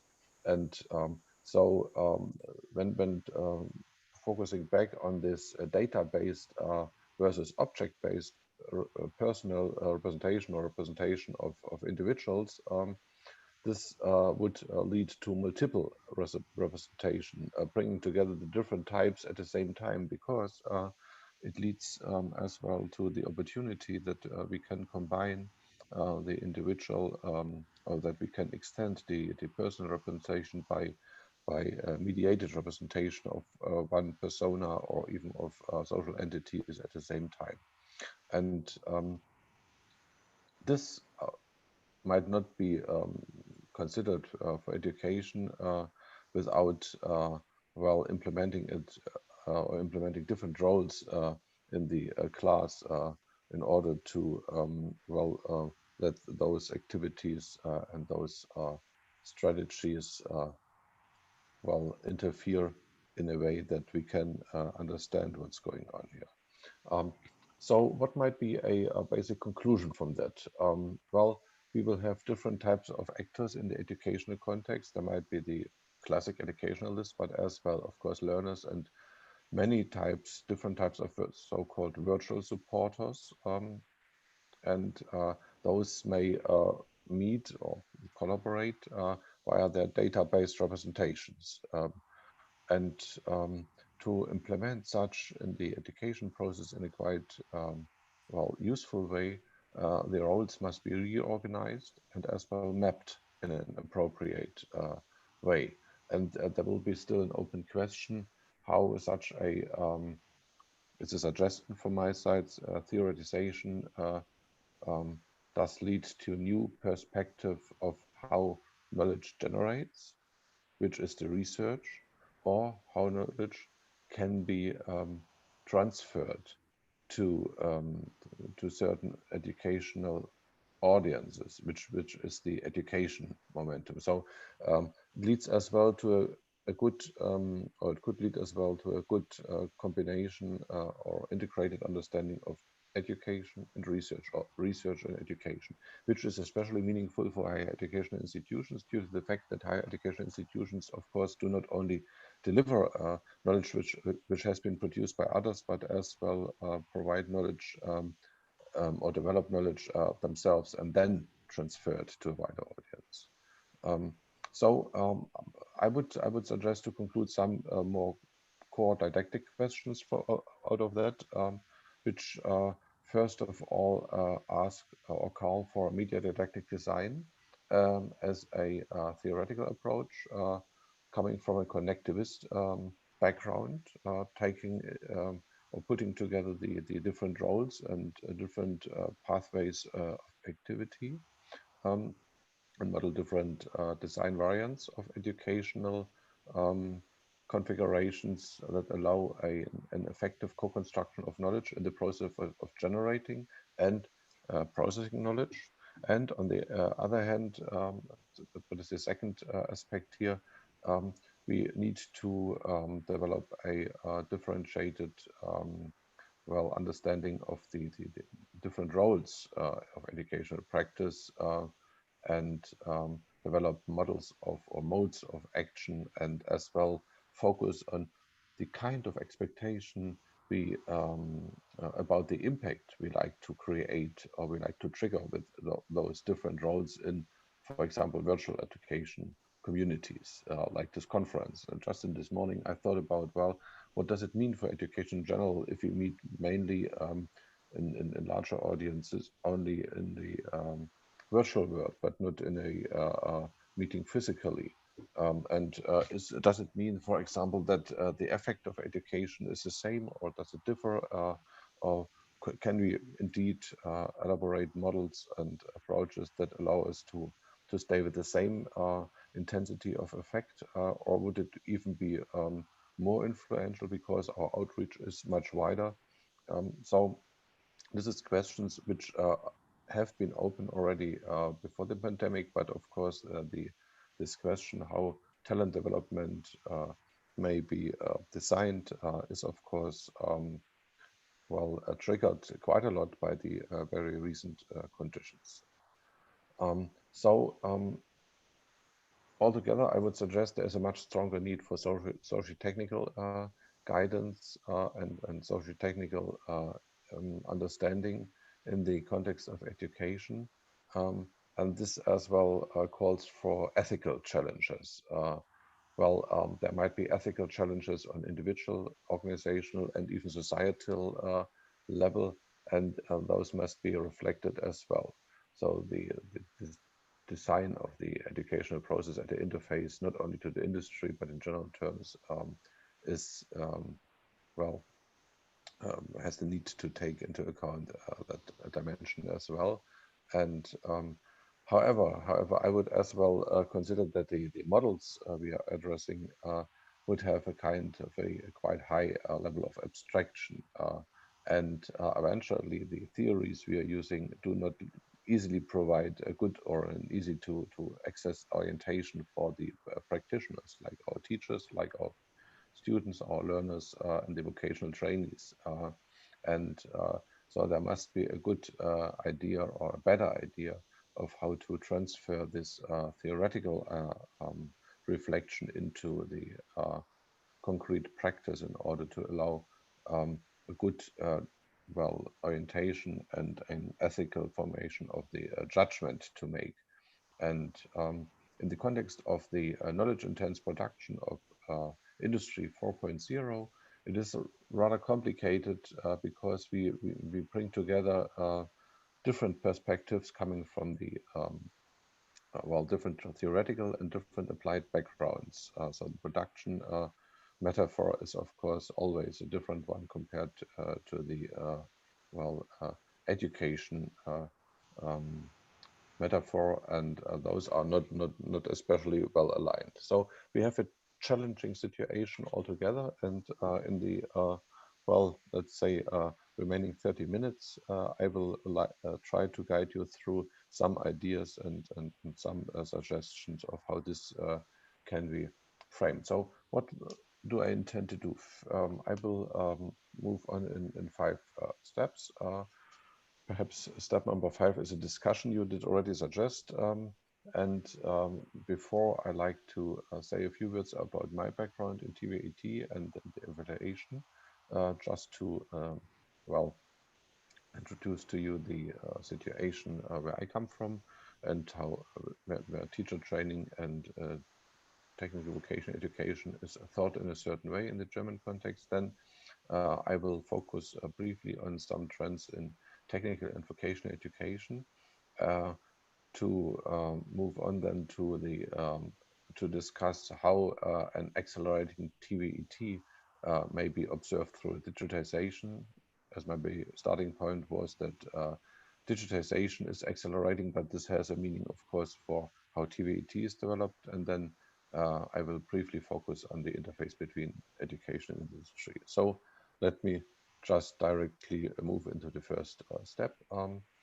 The institution where I come from is the institution. It's the University of Technology in Dresden, Germany. It's one of the top 3 University of Technology. It has, it is labeled as an excellent university due to the very strong research profile, and it's a full university. We have however, we have a focus on engineering domains, and the vocational teacher training reflects to quite some extent the need of the industry to understand technology, and in that context, education does play a very important role. And the institute which we have at TU Dresden to train teachers has quite a history. So it's almost 100 years since we have started to educate teachers for technology and teachers for commerce, and without interruption, or almost without interruption, we are educating teachers here. And since 2012, so almost 10 years now, we have a joint institute of vocational education and vocational didactics, and this has a close cooperation with the engineering disciplines of the University of Technology, and as well with many enterprises around. So it's well embedded into the industrial context, but as well we have a strong devotion to international market, and we are running several international master programs, even in different languages, what means that we have graduates as well from Indonesia, and some of the former students did run through our PhD program, and just last weeks we had our one of our annual international seminars taking place in France, and as well in hybrid character, incorporating colleagues from Indonesia to deliver keynotes, but as well to join as participants, luckily. Yes, so there's a strong focus on profiling vocational education in the meaning of teacher training, but as well as adult education and continuous staff development in the whole sector of education and training, especially with a link to the industry. Just to continue that, for me as well, impressive collection of opportunities since the reorganization of the institute about 10 years ago. We are the largest institute of vocational teacher training in Germany, with 11 different chairs, several different subject didactics, from social professions over the technologies to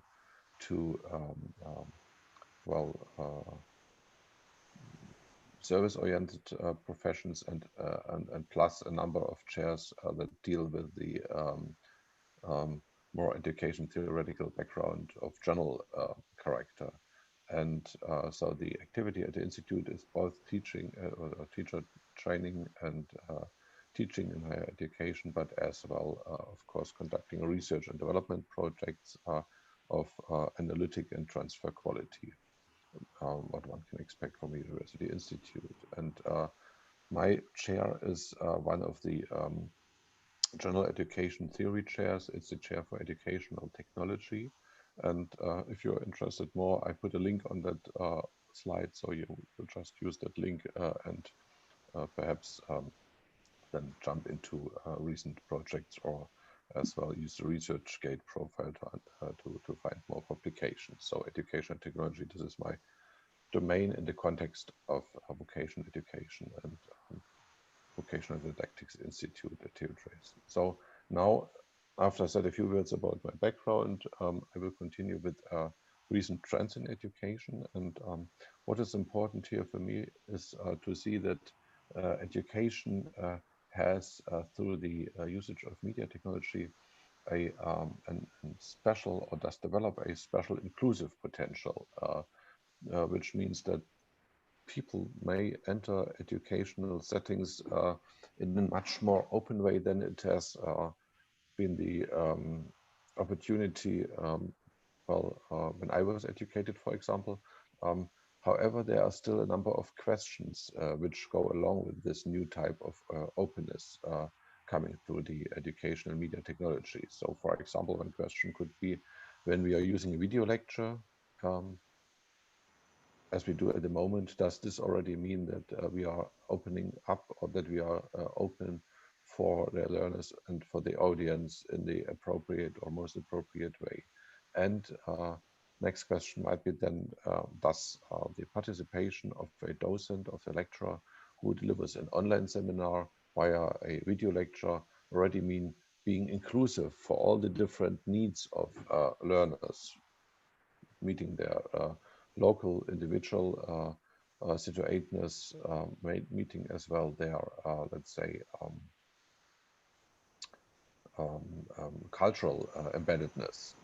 In a country like Indonesia, you have so many different cultures. It's, I would say, less harmonized than the Germany as a country. And so if one can use those technologies, does it indeed lead to a very open setting, or is it still a challenging situation for the educationalists and for those who are going to be educated? And well, if you are using open educational resources, the abbreviation OER stands for that.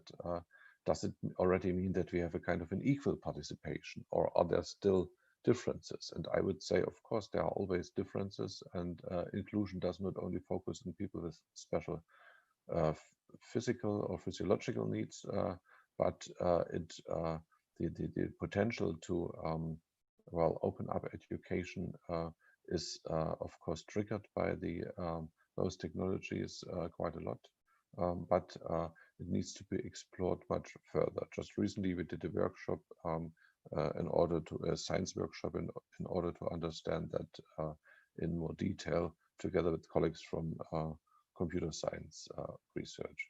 And there's a second big trend which I would label datization of education activity.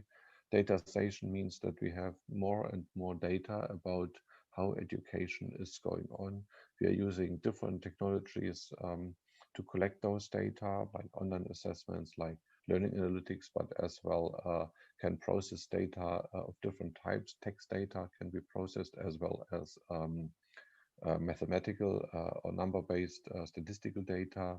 Using chatbots, we're using audio signals. If I think about, let's say, screen readers or technologies like the Siri on my smartphone, we are talking about that, or we can observe that all the education activity is taking place in digital mediated worlds, and there is a permanent recording of those activities by tracing data. Often enough, as educationalists, we are not using those data, but the data is there. And so there is a high potential for continuously monitoring education by using those data. And along with that, to arrange, to organize feedback processes, I would say to reorganize feedback processes, which classically in education are based on single point exams, usually at the end of an education process, sometimes already at the beginning as an entrance examination, but we can now have data and monitoring all over the process of education, and educationalists like a teacher or like a tutor may be supported by the reflection of those data. And this is another big trend or another serious development in education. So after having described some trends in education, let me now move on to the description of how the accelerating TVET through digitization may be well understood. And this is just a suggestion from my side, and eventually this is already a first well suggestion for issues to be well taken into account later on in our upcoming discussion this morning. So when we have those strong trends, and when we see as well the lack of theory, which I did describe, then of course we need to ask, well, what about the way to implement, or what opportunities do we have to consider and implement different roles of educational activity, from tutoring over mentoring to teaching. So one question would be first, do we still need to have education professionals in settings of open education that takes place with peers, with parents, with experts? This might be one question. So do we still need teachers, for example, in the TVET sector, as we have the experts from industry, as we have parents, as long as those who are going to be educated a little bit younger, and do we still have, and as we still have, or more and more often have the peers who support as well the process? And second question, are we able to finding indicators which allow us to empirically determine the effectiveness of education professionals and other actors in settings of education? So what would be indicators? And having a look at the time, I still have less than 20 minutes. I would say we just do a little quick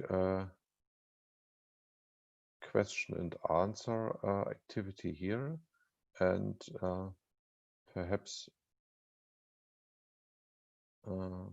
we can start exactly, yes, and we can start using the survey tool. Just give me a second and I will then move on with the a little survey for you.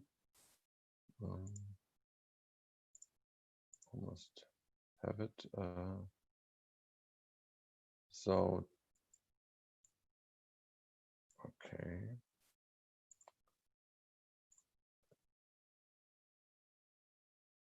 I'll just see if I can do the survey here. Nope. It doesn't seem to be possible for me to do a survey here. I'm not sure. Usually it was possible.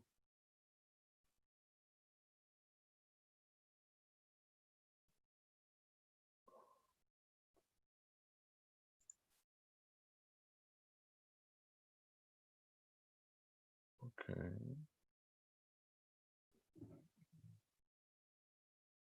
Yeah, then I type my question into the chat, and perhaps you can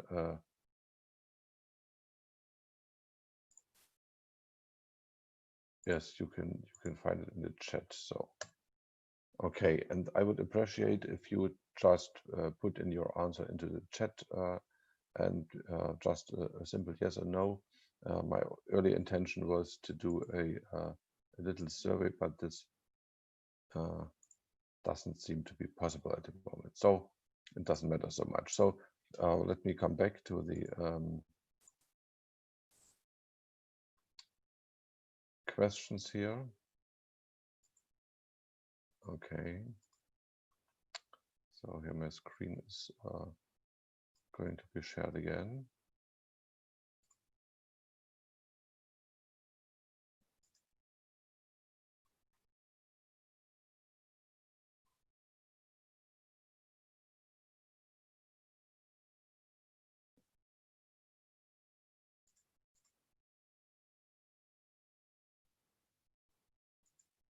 Okay, I guess you have got the slides again now.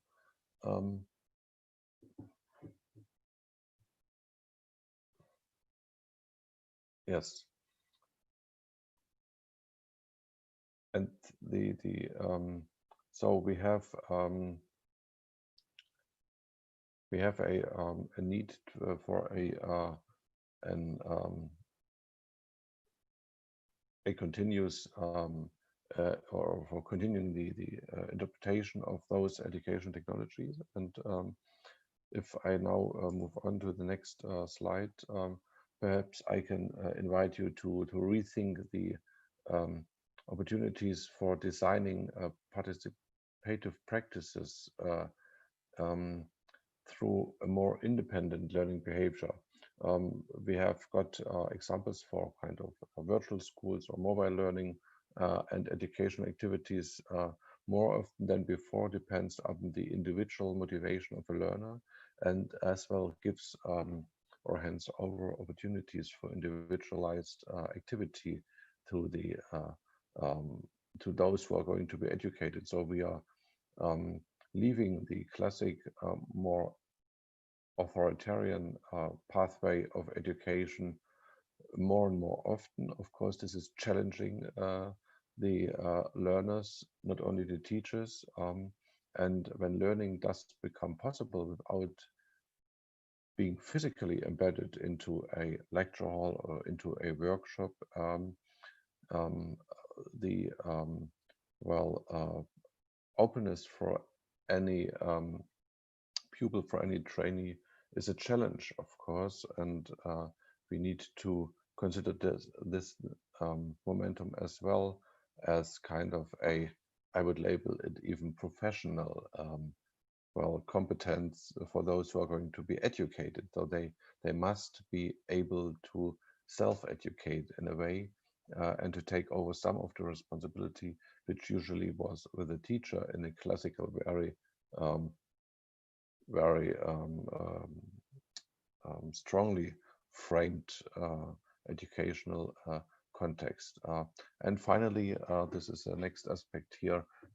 We have then a new type of practices which have a more democratic, a more participative momentum in the newly developing communities like virtual learning communities, or what is very interesting for us here at the interface to the industry, and vocational training, the communities of practice.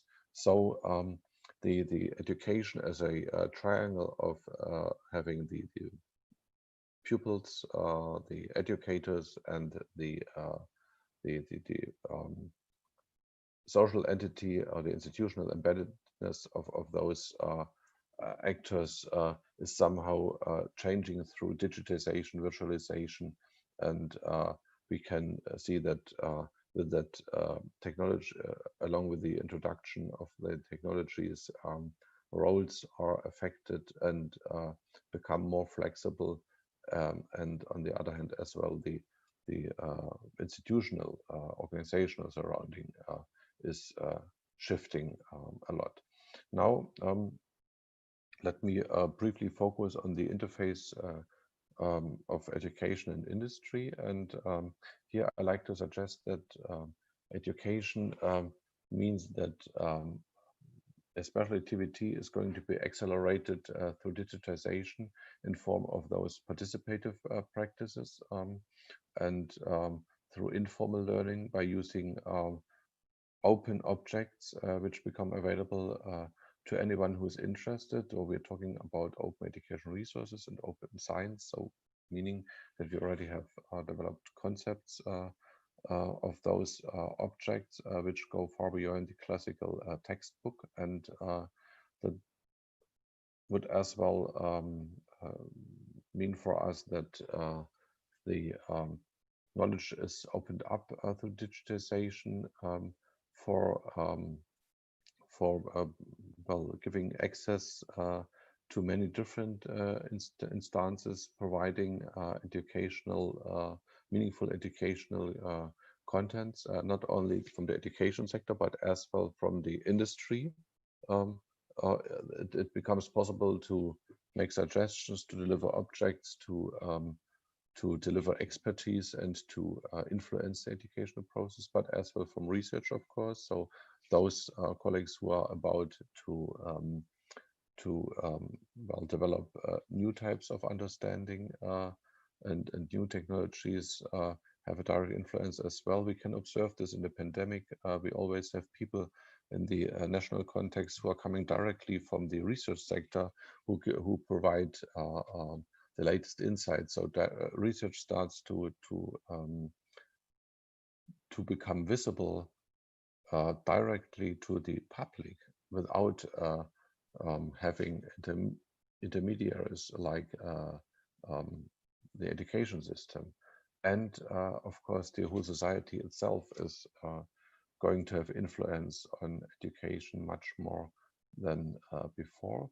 And those influences are not always harmonized. They are often enough contradictory and challenging each other, and of course as well the learner to merge the different influences in a way that it's making sense and it's supporting developing understanding at the same point in time. So there is some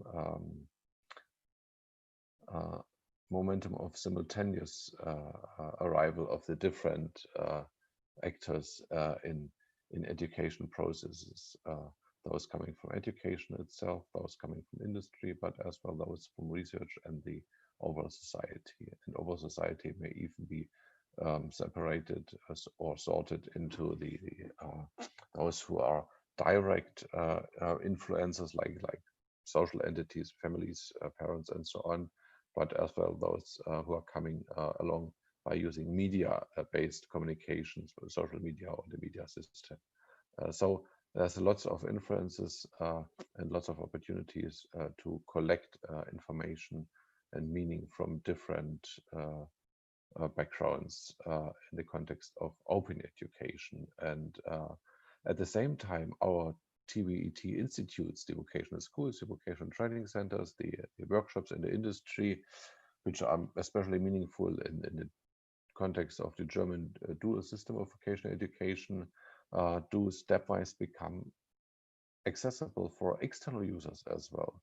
So it's not only those who are enrolled or registered properly who can make use of the educational opportunities, but as well many other people with different expectations may use the material or just enter virtually the educational institutions, the training institutes. However, to be very frankly here, I would say that vocational education institutes are not especially ready to deal with that. We have some continuous education institutes of the industry, which are, of course, are often more customer oriented than considering themselves as classic training institutes that are already who are already open to the wider public. And for example, when a certain branch is introducing a new technology, a new product which goes along with the new technology, for example, an electric bicycle, then they use types of marketing and as well special social media-based services in order to elaborate as well the knowledge about how to use those technologies and to bring it into the market. So education is taking place not only via the classical pathways of educational institutes, but as well to different audiences in a wider context. And this is very meaningful for the industry. So in order to become able to provide renewed products, of course, there is a need to develop understanding of those products and how to use it in the wider society, not only through the vocational training centers for those who are going to produce those technologies or to repair it and to maintain it, but especially to those who are using it. This has been not so far implemented in the institutes, and there might, to me, it shows both a potential and a need to develop the profile of those institutes further in order to serve as well in the in the so-called knowledge society for ways of open education in the longer run. And we have then the need of co-constructing realities at the interface of education and industry. Usually, education takes place as a connectivist activity of learners and teachers, of course, but more and more often, as I did describe before, of learners or students who collaborate with each other, and what we can observe at the moment is that we have a kind of a virtual information or virtual education market where we have educational objects coming from different actors, which I mentioned before, like the industry, like the society, like research itself, and many others from private and public contexts. And a very demanding question is the question for trust, and as well about repositories where we can collect those objects. So, for example, when I gave you the link for my ResearchGate website, or when we see here in the button line a digital object identifier web address, then of course we know this is going to certain repositories we can trust on. But of course there are many more repositories or many more collections of well, information that are not always trustworthy, and we need to well, find our way through a huge number of repositories which are the basis for that virtual information market. And as a learner, I want to collect the objects which are most meaningful for me and which are hopefully trustworthy. And this is a challenging task, which I would perhaps label as knowledge dating. So meeting the educational objects which are of good quality and meaningful, but of course I can fail by selecting the objects of poor quality, and or perhaps those who are that are not meaningful for me. And so for co-constructing the realities at the interface between education and industry, there must be a trustworthy pathway into the industry from education, and as well, yeah, mainly to the industry from education, to open up the latest knowledge from industry and to introduce it in a good way into the educational activities. And our vocational training centers and schools are sometimes missing that pathway, and this is a challenge for the industry to provide a stable access, which is eventually embedded into certain sectors or domains, or goes along with larger companies or larger industrial structures. This is something which may differ from case to case. So now, after having introduced those different perspectives, and as well having said a few words about the institutional background affiliation of myself, I like to come to the final step and invite you for a discussion. Perhaps you do not fully share my perspective, but nevertheless, I would like to come back to the basic question: what might be the specific meaning of those considerations for developing talents for a so-called Industry 4.0 in your branch? So most of you, I guess, would work in a specific branch. Not all of us are working in the same branch. This is the first question I'd like to discuss, and then at the very end, I would like to invite you to think about what you're currently working on, and reflect, if you cannot just well, write down your ideas and or well, put together the data you've collected in recent research, and then going to submit something for upcoming conferences like this one, which will take place hopefully next year as well. And as well, I can already announce that we have several interesting conferences at my institution on this sector of vocational and engineering pedagogy, on collaborative learning, and on profiling communities in new media, taking place in autumn next year. So just feel invited and share your ideas about TVET talent development already now in our coming discussion, or perhaps later on when joining additional or future conferences. And now I think I can hand over back to the moderator, and we can continue with the discussion. So thank you for your attention so far.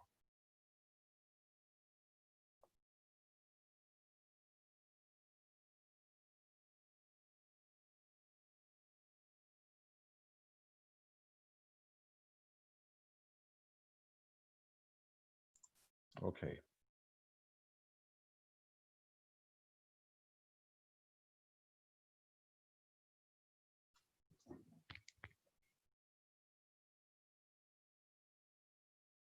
Okay, there is a number of answers which have arrived concerning my first question.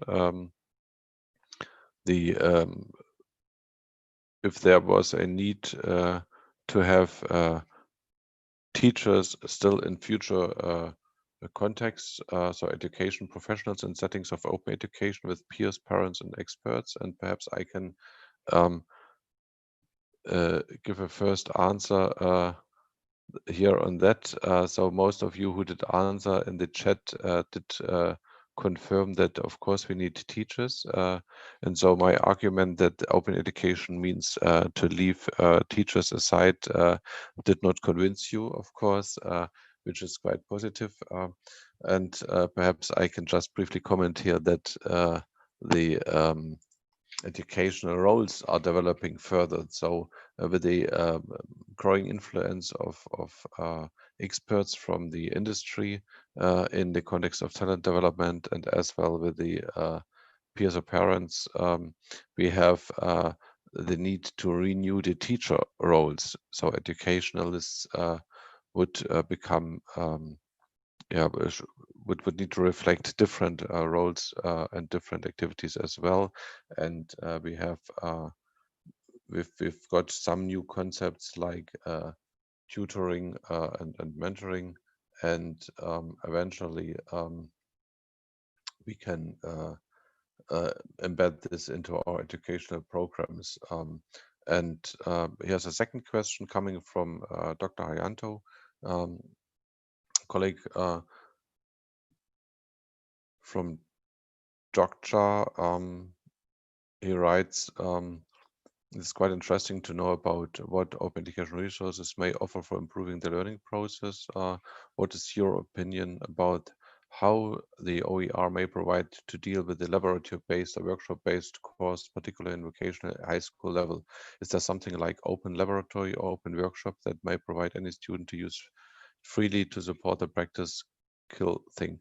Well, Dr. Hayanto, thank you very much for your question. This is indeed one of the conclusions you are suggesting, that opening is not only, or the open educational practice does not only mean to have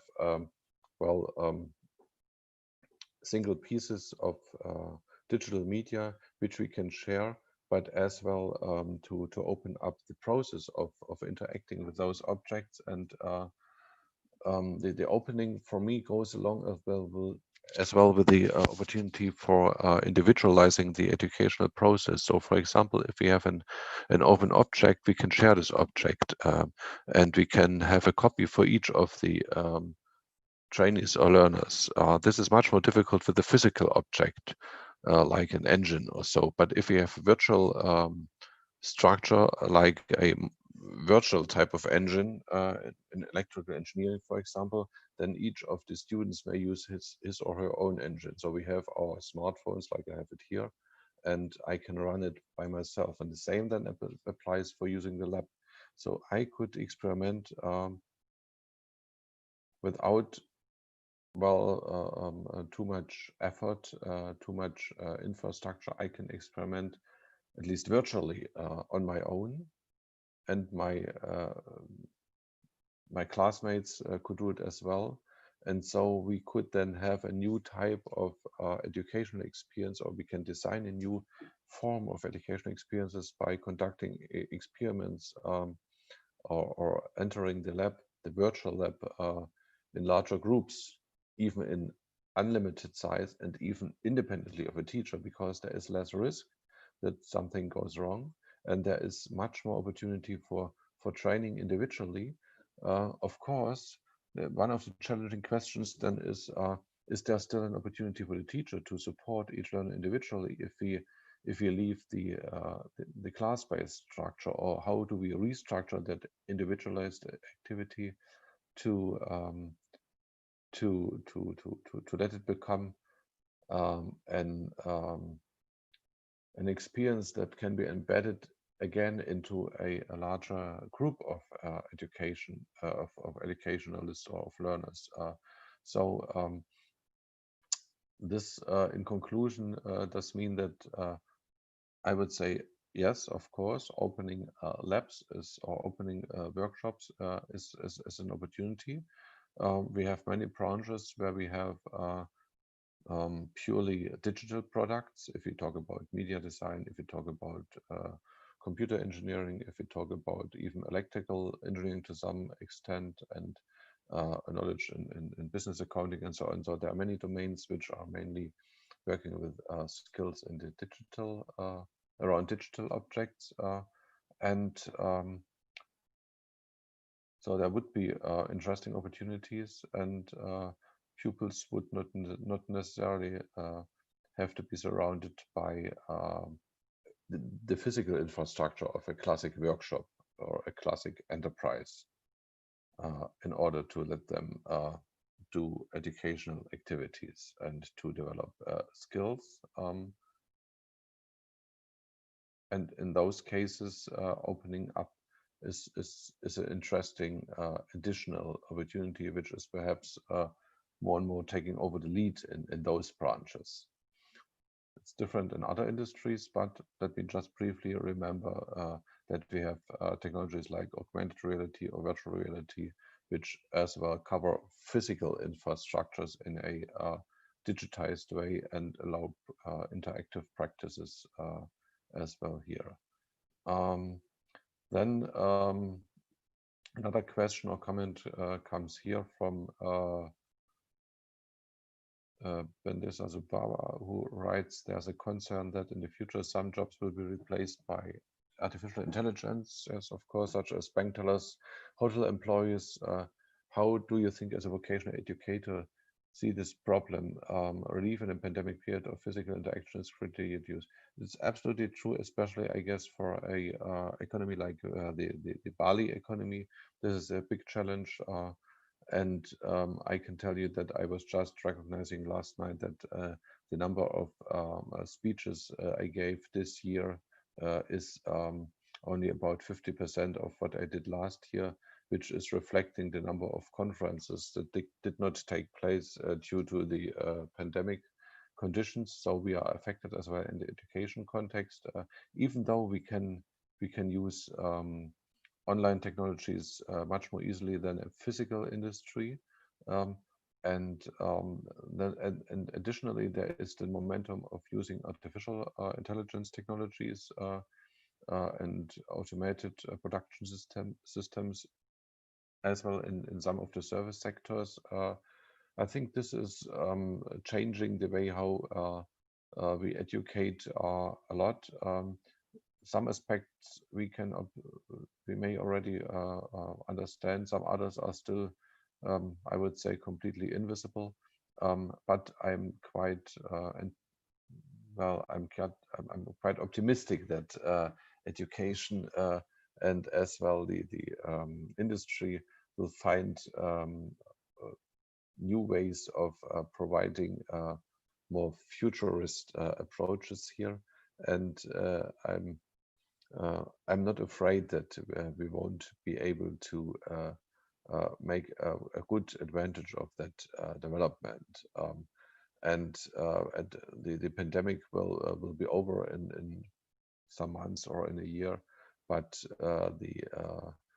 most of the activities in industry will remain.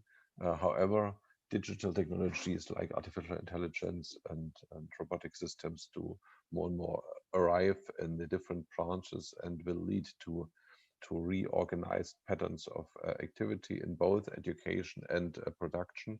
And so what it means to me is that we should be as open as possible to introduce those different practices at the interface between education and industry, but as well when incorporating the different technologies into educational context. So just be ready to introduce those devices and opportunities in the educational process, and as well in the way how we profile professions. And then it should not be a too serious problem to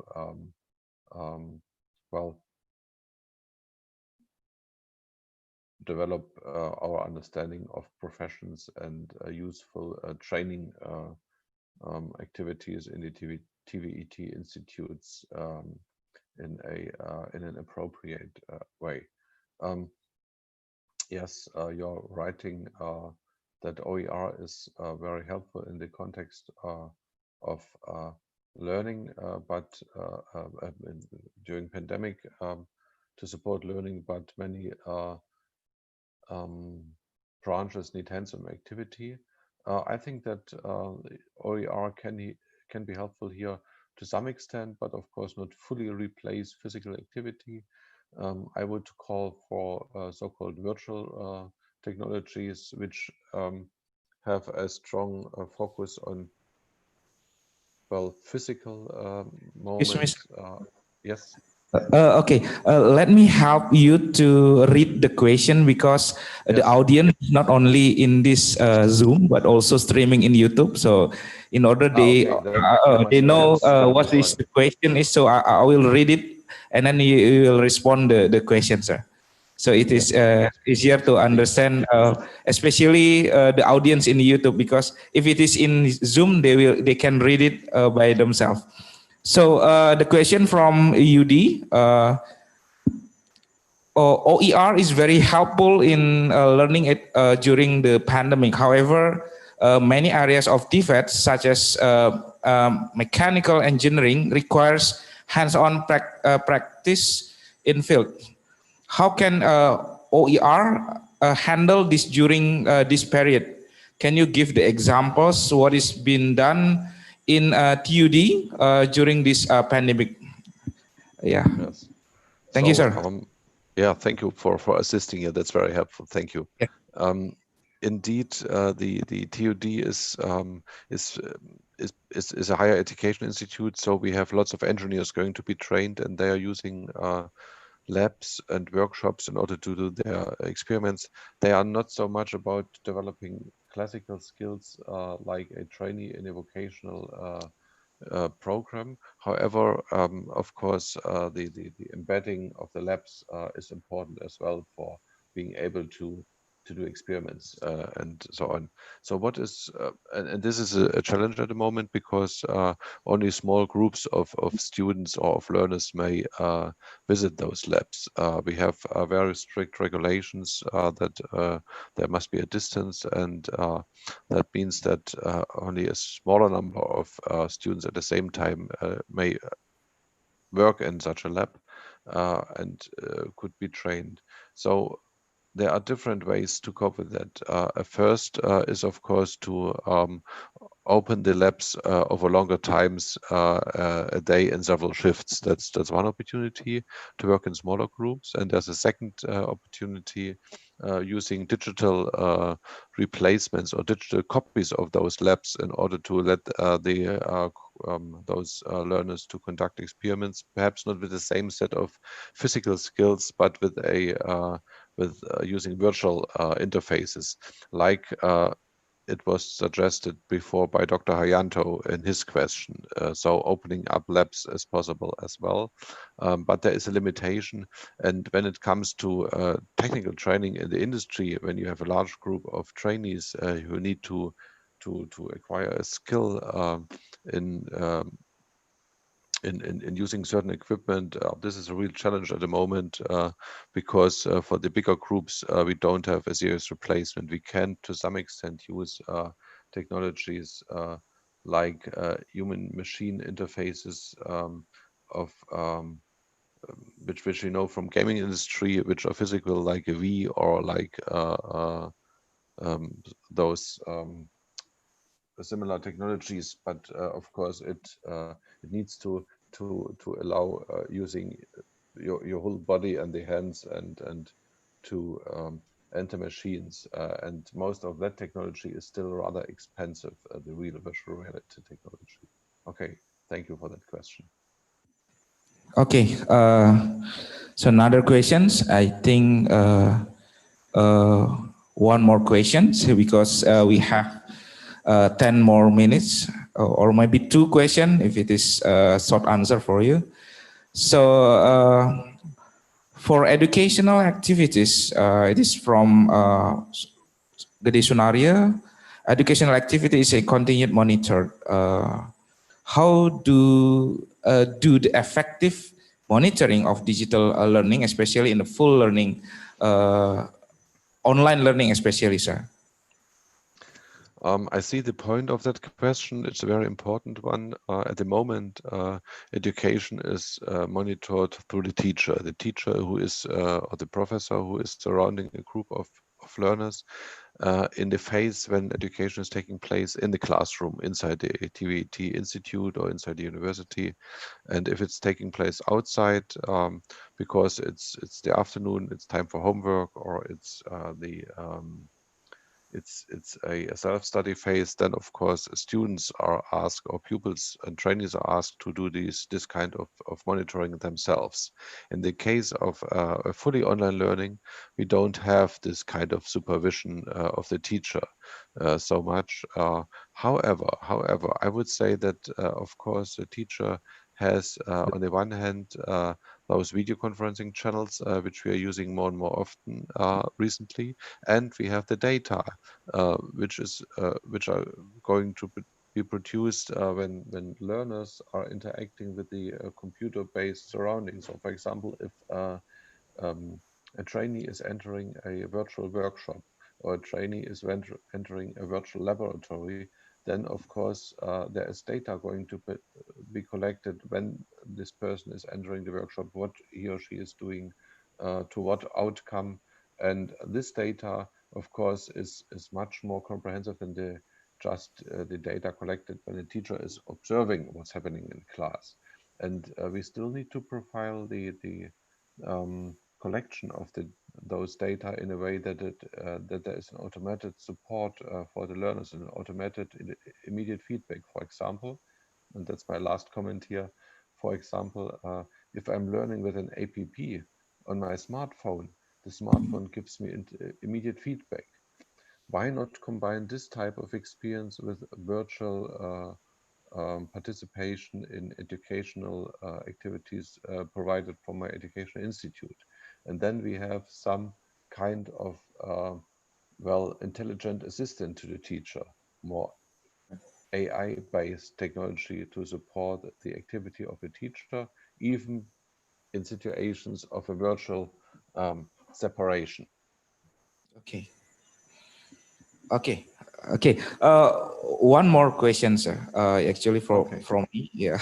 So in Indonesia, actually, TVET is already began to be to pay attention by the governments, but the most challenging things happen in TVET in Indonesia, especially, or even in developing countries. They put less value of TVET than rather than the university or college or higher education. Sometimes the parents and community as whole look down on the TVET, so the bright students often veer away from this. The TVET become like a dumping ground for those who academic capacity is not up to the requirement of the higher learning. So that's why in Indonesia especially it will affect the flow of the bright technicians to the industry. So how to change the people's mindset regarding to the TVET itself? So for example, if you have a perspective that happened in Germany, perhaps. Yeah, I can just report that this is the same in many places. I was just having interviews with students from China in our joint master program, and when I did ask them what is, in your opinion, the biggest challenge for TVET, they said, well, it's the parents, because the parents say that the pupils should go to higher education and to academic education. It's the same in Germany, where we have a very strong position of the TVET. However, in 3-4 years, we have more than 50% of the young ones who go into higher education instead of TVET education. Before it was 50, 60, 70% who entered to TVET education, and only a smaller portion of a generation went into higher education. So there might be different measures in order as well to convince parents that TVET education is a useful thing, and it guarantees a good opportunity for development. One is that we have there are campaigns to show the good potential of TVET education. For example, in TVET education, it is more likely that in a relatively short period or after a younger age, those who did graduate from TVET may work independently in their own workshop and become their own boss. This is more difficult with the academic education to some extent. And another momentum is that TVET education is not a dead-end road. It's so life can be seen, or the professional career can be seen as a long-term development. And in Germany, it was for some time it was not possible, after having entered a TVET education and worked for several years, to continue education, let's say, then toward higher education in a kind of a postgraduate program. This has been repaired some years ago, and sometimes it is very helpful to consider TVET as a certain phase in life, and there might be as well other opportunities. And in a period when we have figured out that most of those who are most of us working in kind of different professions or in different contexts and changing from time to time every 10-15 years, this may be seen as a very helpful approach to start with, and then either to stay or to develop further, or to develop different perspectives. So if we may communicate the value of TVET education for individual development in the early stage and as well in the longer run, then of course we may convince society and even parents that this is a good approach to start with. Correct. So, but actually we have to start also from the university, right? So we need to have the curriculum in university or even in school that can integrate with the international industrial needs, because sometimes the graduate doesn't match with the skill of that needed by in the industry. So TVET does it looks like TVET does not respond to the demand of the markets. That's why the parent perhaps, or even the society looks down the TVET, something like that, perhaps. Okay, yes, that's another argument. Oh, thank you for that. Okay. Thank you so much, Professor Kohler. So, ladies and gentlemen, finally we came to the end of the presentation. We would like to say thank you so much again, Professor Thomas Kohler, for your presentations. Thank you so much for your time in this early morning. It's 5 o'clock actually. I thought it is 6 o'clock and 5 o'clock in the morning. So we are really sorry for bothering you into early morning. So thank you also for the audience for your active participation. Hopefully this presentation will be beneficial for everybody. So thank you so much for your attention. Thank you for the opportunity talking here. Thank you. Yes. Wish you a good conference to continue. Yeah. Thank you so much, sir. So thank you. So I end with Paramasanti Om Santi Santi Santi Om. Assalamualaikum warahmatullahi wabarakatuh. Salam, Namo Buddhaya. May God bless and be with us all. Thank you.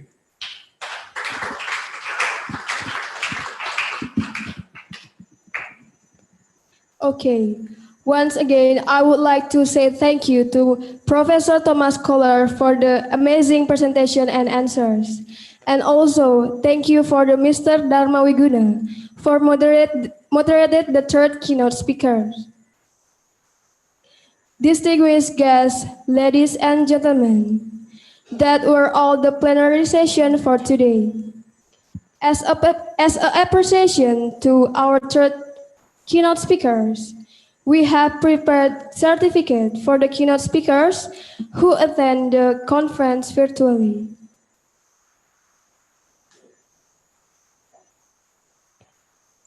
For the third certificate, we present it for Professor Dr. Thomas Kohler from the Dresden University of Technology, Germany.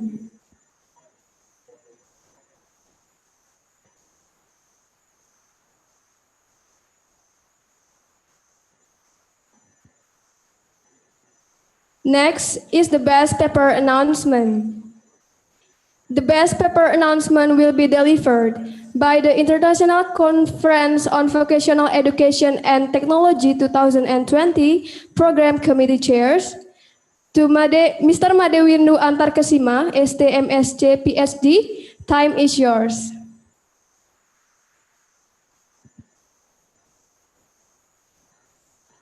Okay, thank you very much for Master of Ceremony and the host of our virtual room for today. Om Swastiastu. Assalamualaikum warahmatullahi wabarakatuh. Namo Buddhaya, salam kebajikan, and salam sejahtera for everyone. This year, IConVET received so many very interesting papers from various topics of vocational and educational technology.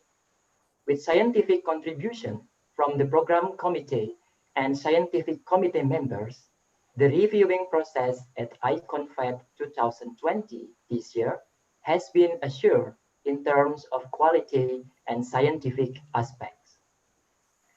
As the chair of program committee and scientific member of IConVET 2020, I would like to thank first all the PC members from Thailand, France, USA, Cambodia, Norway, and Indonesia for your scientific contribution in reviewing the submitted papers, and also for your valuable time and energy for the conference.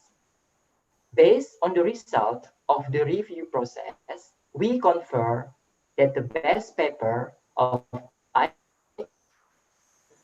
IConVET 2020 is awarded to the paper entitled Students' Acceptance Toward Using a Mobile Learning in Fractions, authored by Irma Nurrohma, Wu Yun Huang, and Priyanto. Thank you for your achievement. And to all presenters at this year IConVET, we would like also to congratulate you on joining the conference. We hope that IConVET 2020 will provide wider opportunities for the development of science and technology in the vocational and educational field. Thank you very much. Om Santi, Santi, Santi, Om. Please give a big applause for the winner.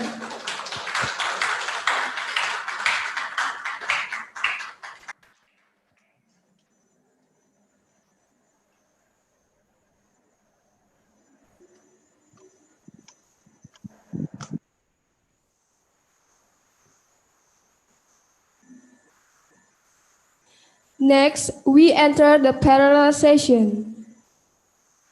The audience is invited to enter the parallel room according to the schedule and link that has been given.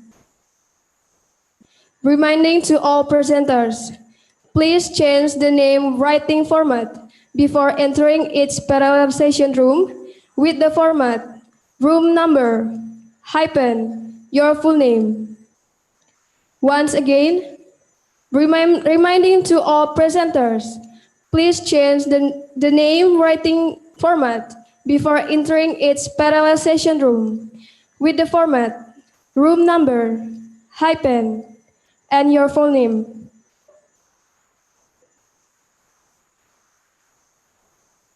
The presentation schedule can be accessed in the conference book, which has been sent to your email. The closing ceremony was held simultaneously in each parallel room. Finally, I represent the committee in charge, would like to apologize if there are any mistake in words and action. I will close this session with Om Santi Santi Santi Om. Assalamualaikum warahmatullahi wabarakatuh. Namo Buddhaya. Shalom. Salam harmoni.